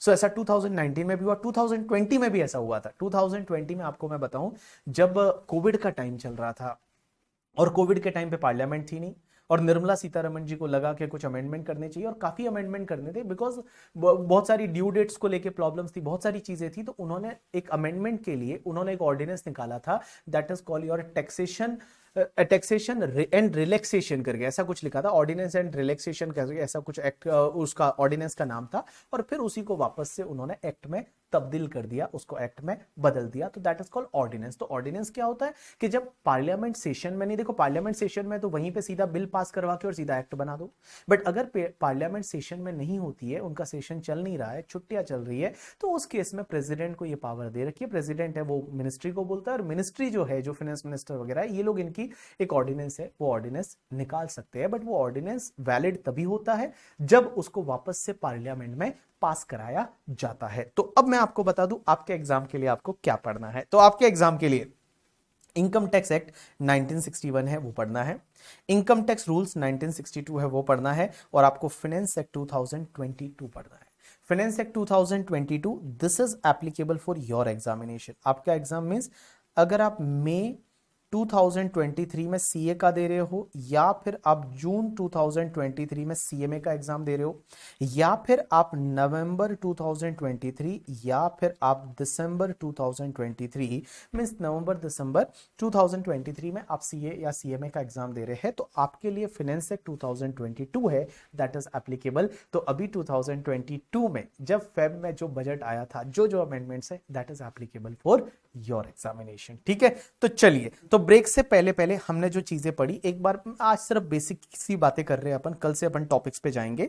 तो मैंने आपको बताया डायरेक्ट टैक्स क्या होता है, इनडायरेक्ट टैक्स क्या होता है, उसके बाद में गवर्नमेंट टैक्स क्यों लेती है, गवर्नमेंट को क्या नीड है, इनडायरेक्ट टैक्स डायरेक्ट टैक्स का फर्क क्या है, लॉ क्या होता है, एक्ट क्या होता है, सेक्शन को कैसे रीड किया जाता है, आपको बेसिक सी चीजें बताई। फाइनेंस एक्ट क्या होता है, फाइनेंस बिल क्या होता है, ऑर्डिनेंस क्या होता है, वो चीजें मैंने आज आपको बताई। तो चलिए अब आप एक काम करिए, 10 मिनट्स का ब्रेक लेंगे, और 10 मिनट्स के बाद we will start with the first topic जो बेसिक दे रखा है। आज अपन पढ़ेंगे असेसमेंट ईयर क्या होता है, प्रीवियस ईयर क्या होता है, एसएससी क्या होता है, वो चीजों के बारे में है, वो आज अपन सीखने वाले हैं। तो आप एक काम करिए, ब्रेक ले लीजिए 10 मिनट्स का, अभी से लेके एग्जैक्टली 10 मिनट्स का ब्रेक, और 10 मिनट्स के बाद अपन आगे पढ़ना चालू करेंगे।